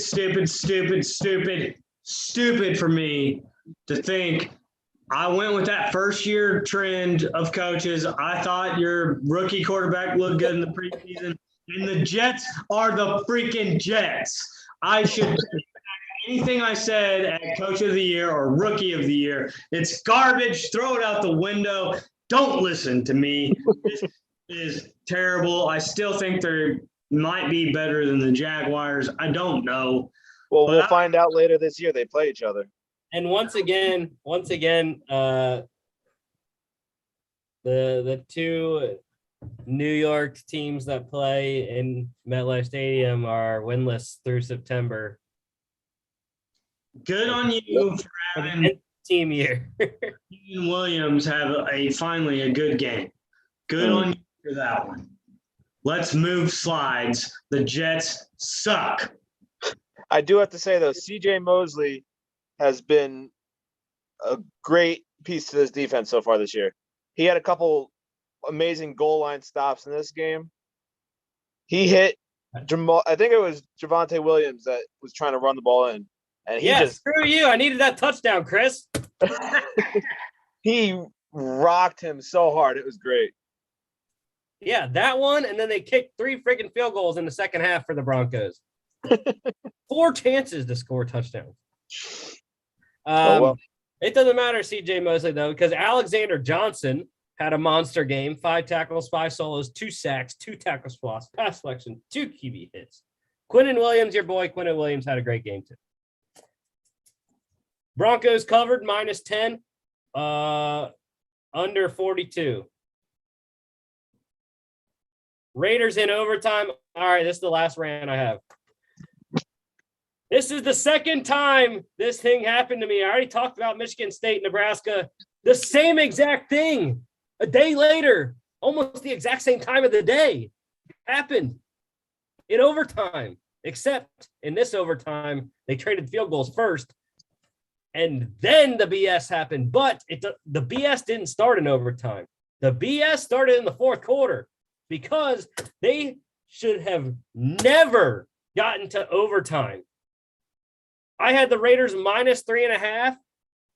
I knew a lot of people that had Raiders -4. You let Jacoby Brissett. I'll say it again. You let Jacoby Brissett drive 11 plays. 43, or no, that wasn't the one. 13 plays. 82 yards in 3 minutes and 20 seconds. When you're up by 8, you get the biggest thing was the BS roughing the passer call on Max Crosby. That was so stupid on his part, partly on the official's part, the other half. I just did not understand how in the world you let Jacoby Brissett do that to you. And then they have the audacity to let them get the 2-point conversion. And that's not even the worst, because they did, like I said, they did the same exact damn thing that Michigan State did. I called John Gruden a P again, just like I did Mel Tucker, because John Gruden was even worse. They were running the hell out of the ball. Peyton Barber was destroying the Dolphins defense. I believe they got to the 3-yard line just like Michigan State did. And on 3rd down, again, kicked like a 22-yard freaking field goal to win by 3 instead of manning up, running the ball into the end zone, and scoring a touchdown. End rant. I'm done with this show. Yeah, I agree. That was a terrible play call for most of the game, but no, the Raiders still came out on top.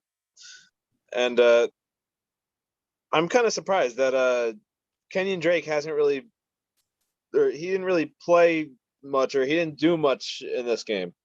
So what I put in our Locks group chat, Peyton Barber greater than Kenyon Drake. Kenyon Drake sucks.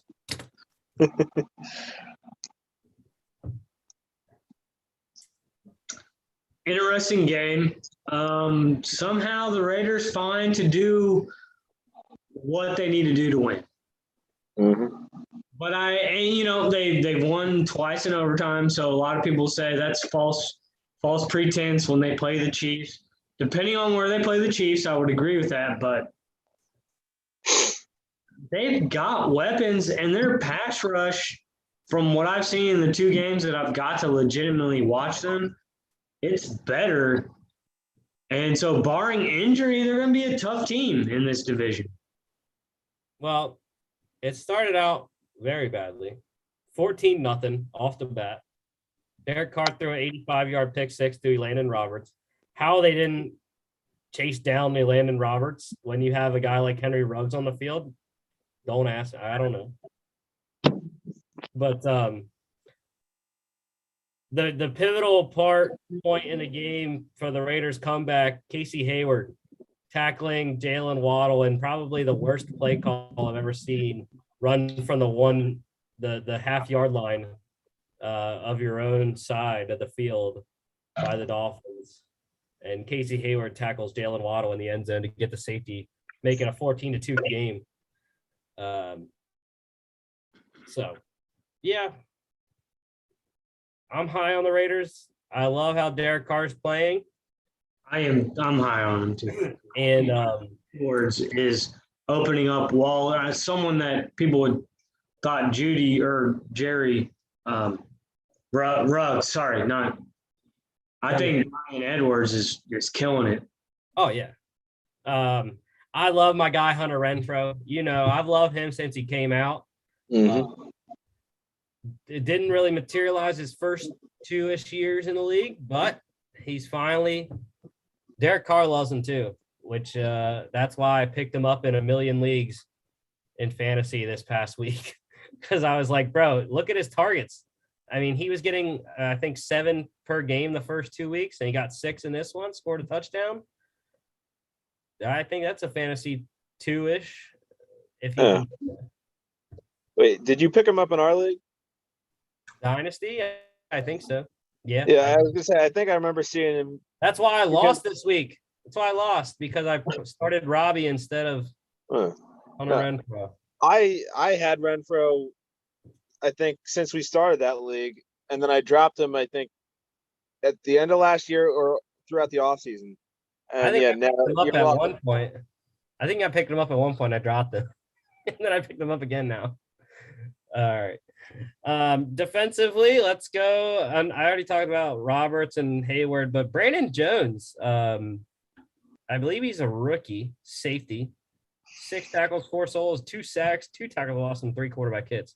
He's their biggest blitzer for the Dolphins secondary. Dolphins plus 3.5 over 45. Mark, Rams getting it done. 34-24 over the reigning Super Bowl champs. Yeah, I mean, Stafford for MVP is looking fantastic right now. Even though I don't have a bet in for that, unfortunately. You picked him on the show, though. I know I didn't bet all my picks on the show. I need to start doing that, but I'm not right. I'm not right that often. So, still 14 games to go. But as far as September goes, Stafford is in it there. I mean, Brady threw for 432 as well. Also scored twice, and yeah. I'm still mad that I didn't start Tom Brady. I thought that the Rams defense was going to slow his production down, which, yeah, he didn't throw that many touchdowns, but he still ran for one. Touchdown. Yeah, he ran for one, though, and he still had the 400 yards. And he almost broke the record in this game, and that would have really screwed over the NFL. I told you he wasn't going to. I know, but he almost did. But, yeah, I started Russell Wilson, and I think that cumulatively made me leave like 14 points on the bench because Brady scored 30 and Wilson scored, I think, 16. And then Cooper Kupp down there, still having a great season. It's a bit of a double-edged sword for me this week, though, because I have him in our Keepers League, and I was playing against him in our Dynasty League. So he scored me 30 in the one league, but he also scored I forget who I'm playing, but he scored the other guy in the other league 30 points against me. Yeah, dude. And yeah, I'm projected to lose that one now. I need a big game from Devontae Smith tonight. I need like 25 points from him tonight. Oh, he'll get that. Trust me. This Well, game, I also need Greg Zerline to get 0 or negative points because he also is Greg Zerline tonight. That's fine by me. I know. I love Cup, buddy. Cup. Oh, yeah. The Stafford to Cup connection is Is real. What he had 5? Did he have 5 in 3 games? I believe. I think so. Yeah. 1 This- and 2 and 2. This game was Deshaun though, Mark Deshaun. This game was circled.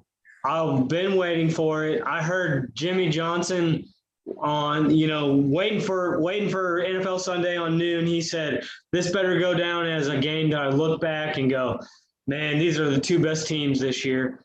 The score might not indicate this. I will say this. What you just said, I think was the number one factor in the difference of the game, was Deshaun Jackson. But I'm going to give you guys some numbers that this score doesn't, in my opinion, portray. 27 first downs to 22. That would be the Buccaneers won that. Third down deficiency, 6 of 13 Buccaneers, 10 of 13 Rams. Rams win that one. Total plays, 71 for the Bucs, 63 for the Rams. Passing, Buccaneers actually passed over 100 more yards than the Rams. Rushing, Rams won that. Red zone, 3 of 4, both teams. But here's the 2 kickers for me. 7 penalties for 41 yards on the Bucs. 1 for 4 for the Rams. And sacks. 3 sacks to 1 sacks. And so you add up the Deshaun Jackson, the third down deficiency, Rams win this game. You flip this in Tampa Bay, maybe the score's a 3-point game, maybe it's not, but you're going to see these 2 teams again in the future. Yeah. Thought the rushing thing was big. Bucks had no running game at all. Tom Brady led his team in rushing for, I believe they said, the 3rd time in his career. Yeah. Which is You're not not what you want to be having your You're not going to win a ball game. But yeah, I was disappointed. Tyler Higbee actually had a game for once. He didn't do crap in the first 2, and now he's, whatever. But I might have to start him soon if he's gonna keep doing that. But yeah, we saw old Deshaun Jackson here, and he didn't get hurt for once running a deep route. So that was a plus for them. Defensively, Kenny Young, 10 tackles, 8 solos, sacked, 3 tackles for loss, and quarterback hit. Rams covered +1, and we all picked the Bucks over 55.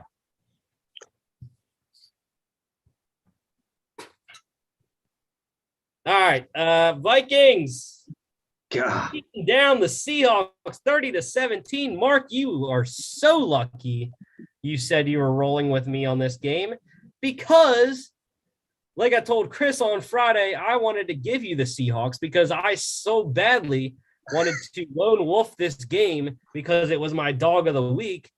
And I told y'all the Vikings were going to beat the Seahawks because they're the best 0-2 team in the league. And they did not even beat the Seahawks. They destroyed the Seahawks by 14 points. They destroyed them. God. And they scored,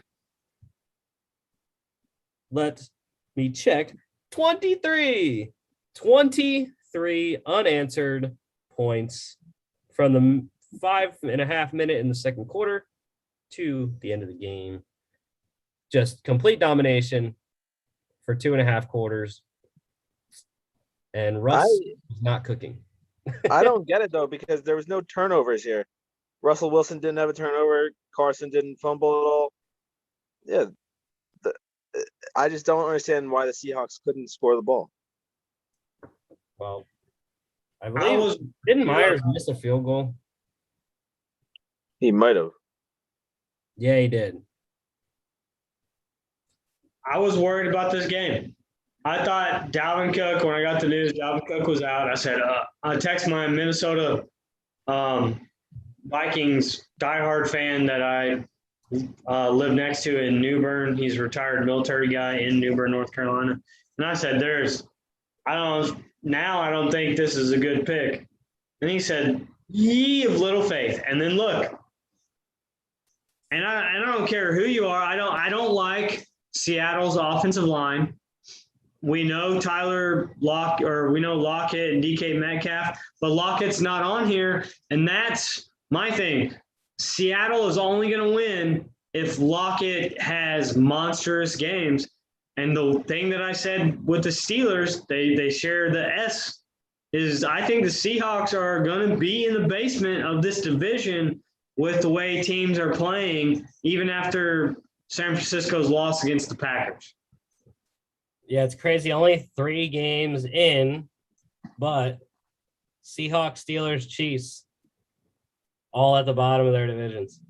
Mm-hmm.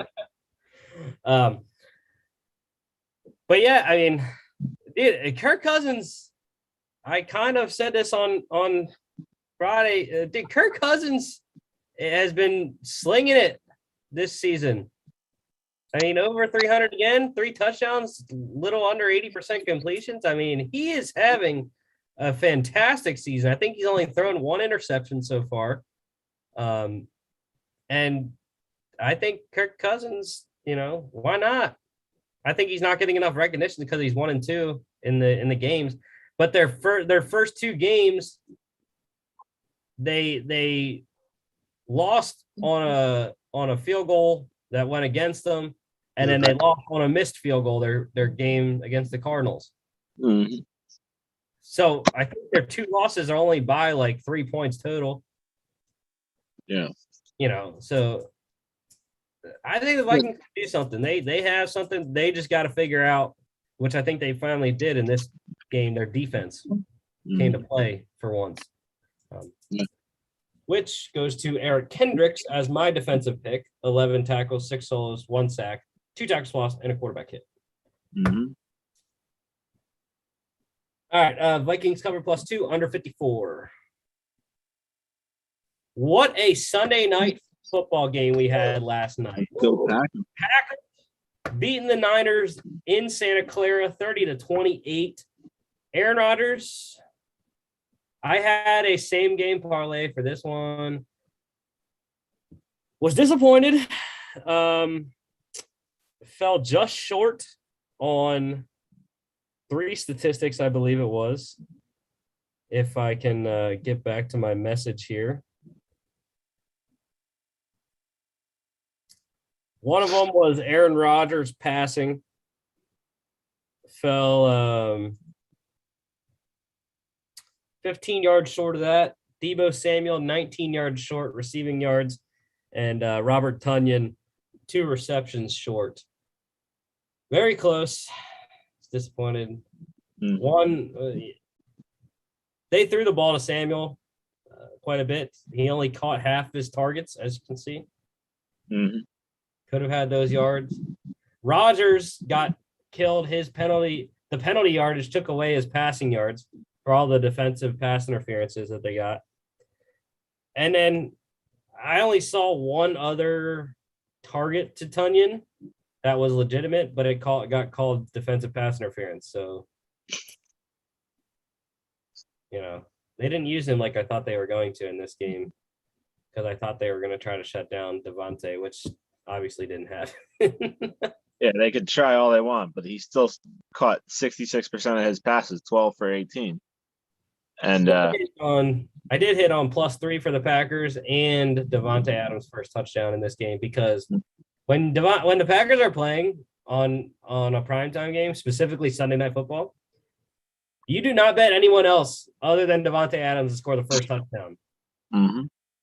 And I believe the Packers are Aaron Rodgers is 10-0 now on Sunday Night Football. Probably something like that, because he always has that miraculous comeback win like he did last night. They gave him too much time. They gave him 30 seconds. Too much is 37 seconds. 37 seconds, no timeouts, and he hits his favorite target was what blew my mind. But a fun game to watch. We could talk about the no helmet to helmet hit on Devontae Adams. It's clearly All the penalties. Dude, this was one of the worst officiated games I've ever seen. Officiating games, but I have to give it to. I mean, are those eye-popping numbers? You take it or leave it, but there were eye-popping throws that only Aaron Rodgers. Like 1 minute, he just looks like an ordinary quarterback, in my opinion, which is fun. That's why I like to watch him. And the next minute, like his to MVS, that throw was amazing. Like people that aren't even talking about that. They're talking about his throws to get into field goal range. That touchdown throw was only to him, and the way that he put it with the camera angle behind Marquez catching it, it was like, oh, did he catch that? Where'd the ball go? Because he dropped it just right there for him to get on. And also, this is not a Packers thing because we can talk about them all day. I love the 49ers still using the distinct position, the fullback position. I love how they use them. Yeah, Kyle Juszczyk, one of the best in the game, if not the best at this point in the game. 5 straight That's where I was going, Mark. 5 straight Pro Bowls. All right, we got 20 minutes till kickoffs. We're gonna roll through these things here. Wait, did I lone wolf this game? No, we were all on Green Bay. Oh, I got excited. I thought I lone wolf. Say that to me in Aaron Rodgers in prime time. No, I'm kidding. Yeah. I did get them as my underdog. Jair Alexander, 5 tackles, 4 solos, 3 pass deflections, and the interception that he had looked like that one that Kyle Hamilton had for Notre Dame. I mean, coming from across the field to the center of the field. Pretty good. Packers +3 over 51. All right, NFL news. We have a trade today. Yes, the stupidest trade I've ever seen, but yeah. Yes, we do. Panthers. The Panthers traded tight end Dan Arnold and a 2022 third-round pick to the Jacksonville Jaguars for corner C.J. Henderson and a 2022 fifth-round pick. And that is miraculous value for the Panthers. I mean, holy hell. They're getting a guy in his second season who was the number 10 overall pick in the 2020 NFL draft. Yeah, it makes no sense to me. Like, this is just such a Jaguars move to me. They traded away their first-round pick from last year. Yeah, and they get the fifth-round pick back, too. Even added value there. I am very sad to see Mr. Arnold go. The Darnold to Arnold connection. 3 weeks, it was great. But we saw on Thursday night, there's a rookie in town from Boston College, Tommy Tremble. Or not Boston College, Notre Dame. Mm-hmm. Tommy Tremble looked great against the Texans. I guess that's who they're going to go with because they are still using Ian Thomas, but he's not what has lived up to his second-round billing. So, yeah, this trade also made me mad too because I did have Tommy Tremble coming into the season in our Dynasty League because I drafted him, but then I cut him when we had to trim down our rosters. Someone else pick him up? I'm not sure if he's available or not. I haven't looked, but it's just annoying because now he's going to be the number 1 tight end there. Well, I have Arnold in a couple leagues, and I'm actually kind of excited about this because we know the Jags haven't had anything at tight end. Then James O'Shaughnessy goes on IR, their leading tight end. I think, granted, it's a really sucky offense right now. Trevor Lawrence doesn't know which jersey he's throwing the ball to. But, he's easily the number 1 tight end right now. There's no competition. So maybe he turns out pretty well this season. And maybe, just maybe, he gives Trevor Lawrence the outlet that he needs, the check down that he needs. So tight end and running backs are rookie's best friend. Mm-hmm. I agree with that. I love the return that the Panthers got for losing someone that they're really high on. I'm still high on Joe Horn's son. Sorry, I'm saying it wrong. Going back to my day. JC. But Yeah. The broken foot thing, I hate it. Non-contact injury. But I think this is a great return. The only thing that scares me, doesn't scare me, but I don't want him to also have injuries. You know, he was out the last week against the Cardinals with a groin injury. So I want to see him on the field this week. Like getting a 5th round pick back, that's big. Instead, in a trade like this, I figured they would only get one player and give up a tight end in the 3rd round. Rookie deal, save salary cap. All right. Other news. The NFL, I forgot to mention this on Friday. The NFL is moving one of their wild card weekend playoff games to Monday. So we will have a Monday night football game during wild card weekend. Should be interesting. I don't get why though, but Make it more exciting. And people didn't like the noon game on Saturday or something like that. But also I told someone when they first announced this, I was like, bro,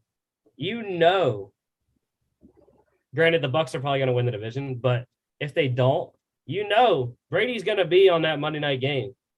The NFL will do that because it's the first Monday night playoff game, and Brady's got to be the guy to do it. That makes sense. I get what you're tracking, my man. All right. Chiefs head coach Andy Reid after the game taken to the hospital. Little dehydration there. He's fine. Got released from the hospital today and was expected to be at the facility today. So yeah, when I first heard that he got taken to the hospital, when I first heard that he left before doing the media session after, I thought he just didn't want to talk to the media because they lost, and this is the first time that they've had a losing record under Mahomes and stuff. So I was like, oh, he probably just doesn't want to hear that. But then I heard that he actually went to the hospital because he was actually like sick. I was like, oh geez, but luckily it was just dehydration and nothing too serious. yeah. Bears head coach Matt Nagy, interesting comment today. He said that all 3 quarterbacks, Andy Dalton, Justin Fields, and Nick Foles, are up for consideration to start in week 4 against the Lions. I know who I'm picking in that game. So it starts with a D and ends with Detroit.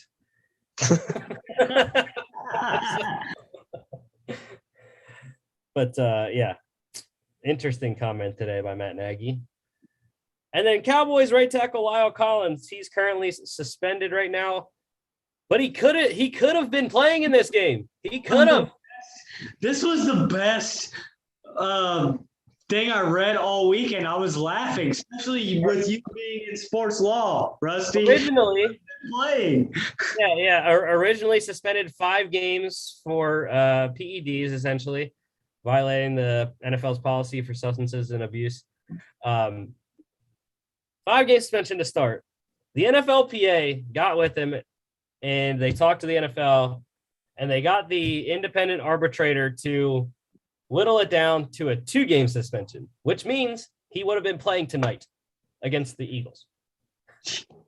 But this dumbass had the thought of, instead of the NFLPA attempting to get it down to 2, he said, I got this, guys. Takes his checkbook out and says, how much do you want to get 2 games? He tried to bribe the NFL's independent arbitrator. Well, even then, from what I've read, okay, whatever, we might go tell somebody. And they said, you can't do that. You have a 2-game suspension. And then he still tried to push it to an independent arbitrator. And that's when they upheld the 5 games from what the NFLPA. Let the NFLPA work for you. You pay into it. They represent you. Just go. Sometimes you have to go along with what they're mechanism of the way they work.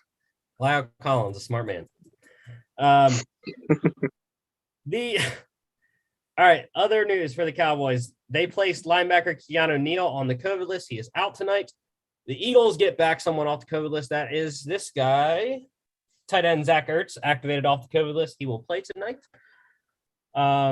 Injuries, long-term injuries here. Giants linebacker Blake Martinez, he tore his ACL, done for the year. Massive loss to the Giants interior on the defense. That's why, like I said, our guy Tate Crowder, he is now a starter in New York.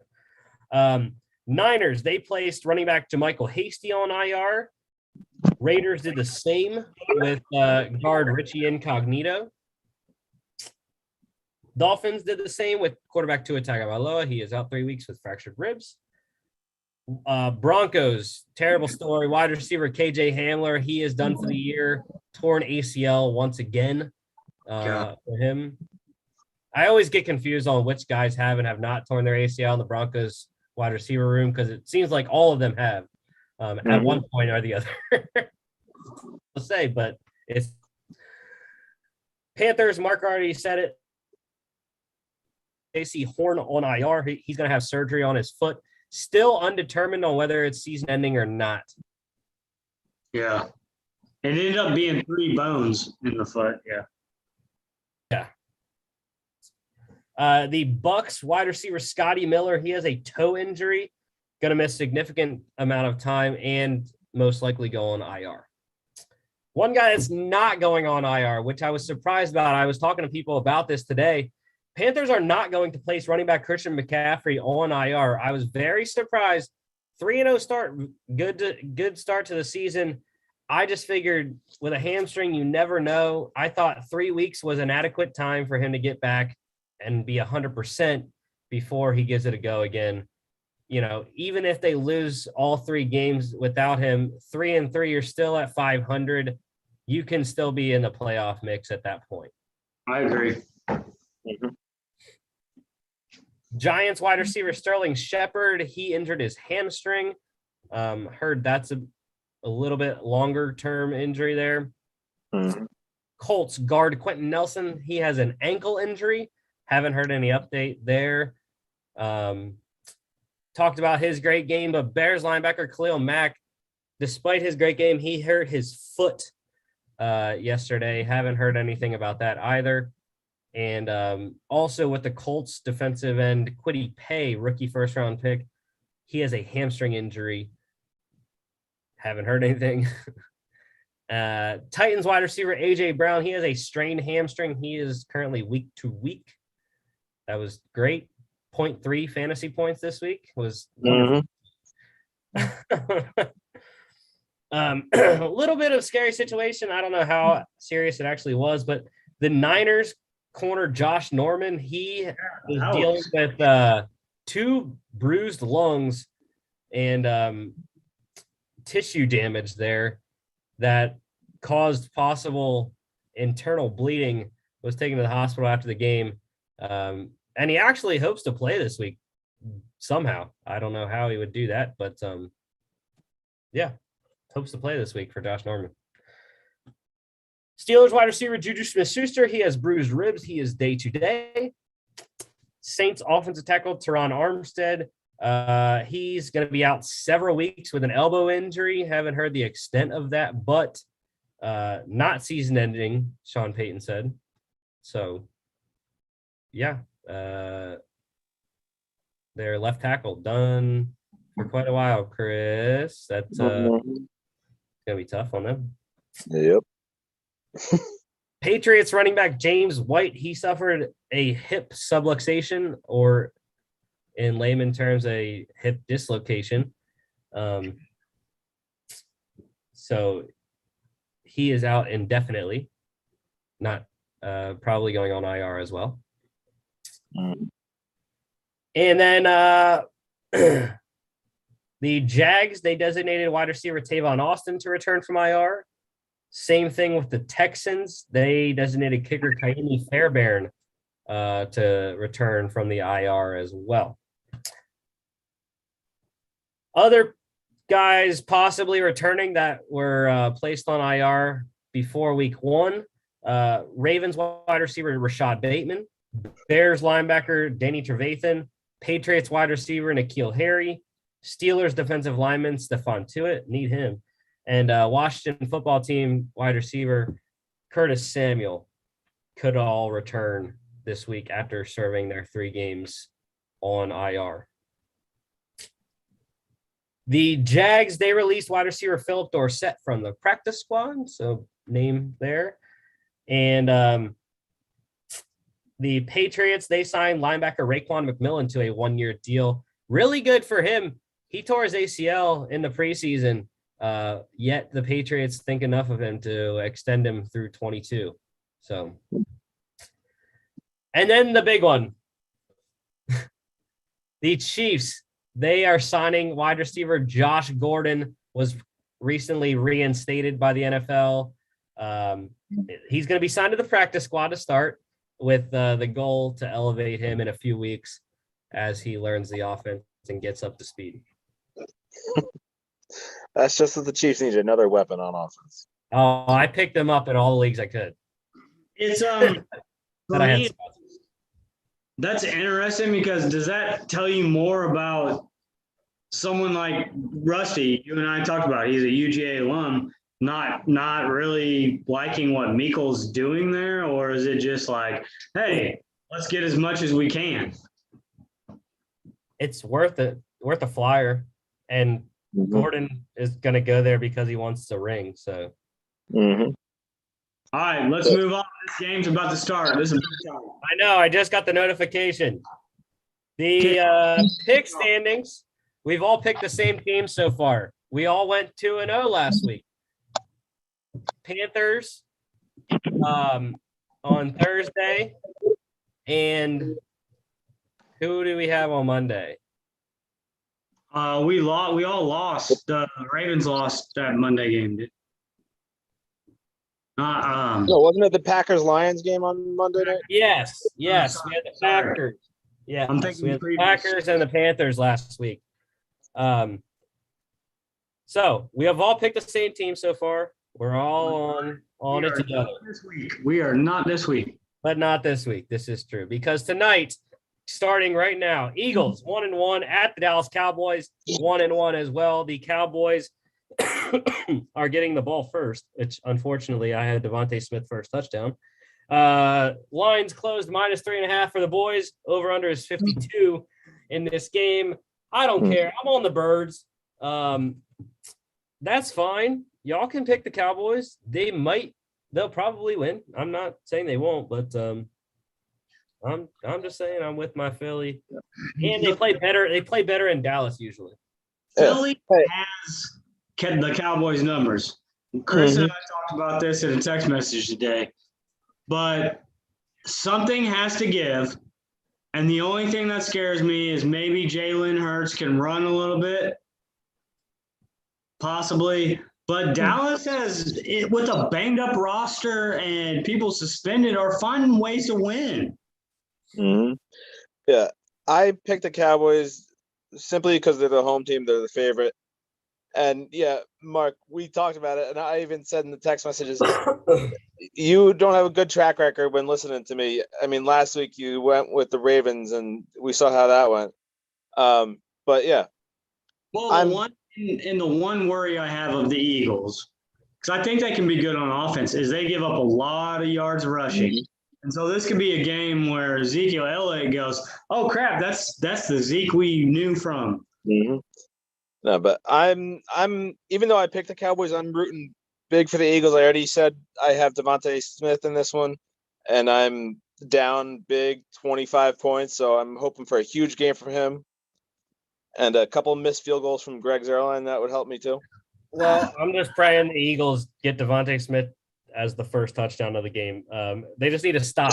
They need to stop to get the ball first. That's number one. But, I don't dislike the Eagles. I think the Cowboys this year are better. And I need them to keep it within 9.5 because for the teaser parlay plus 9.5 on the Eagles part. And I was talking to somebody yesterday too, and I said that this game is one of the most important games of the season for these two teams, and it's only week 3. I think the winner of this game wins the division. Not wrong. Going on ESPN right now. Not wrong Thursday at all. night, Jags at the Bengals. All on the Bengals. Joe How Burrow. would you possibly pick the Jags at this point? If it was in Jacksonville, possibly, but I still wouldn't. I mean, the Jags are terrible. Trevor Lawrence is terrible. So, Joe yeah, Burrow. I think. Oh, good Lord, good Lord. I think Taylor is the head coach. Taylor. Holy crap! Oh my gosh! That's why I said good Lord. I'm behind you. Is Taylor the head coach of the Bengals? Is that his last name? Zach I Taylor. forget. I think he could be coach of the year this year. A candidate. I think Jags suck. That's my pick. And I forgot to put it on the slide, but Bengals are favored by 7.5 in this one, and over under is 46. 8:20 Eastern, NFL Network on Thursday. I forgot to say about the college game on Thursday night. It is an ACC matchup. Virginia heads to Miami. The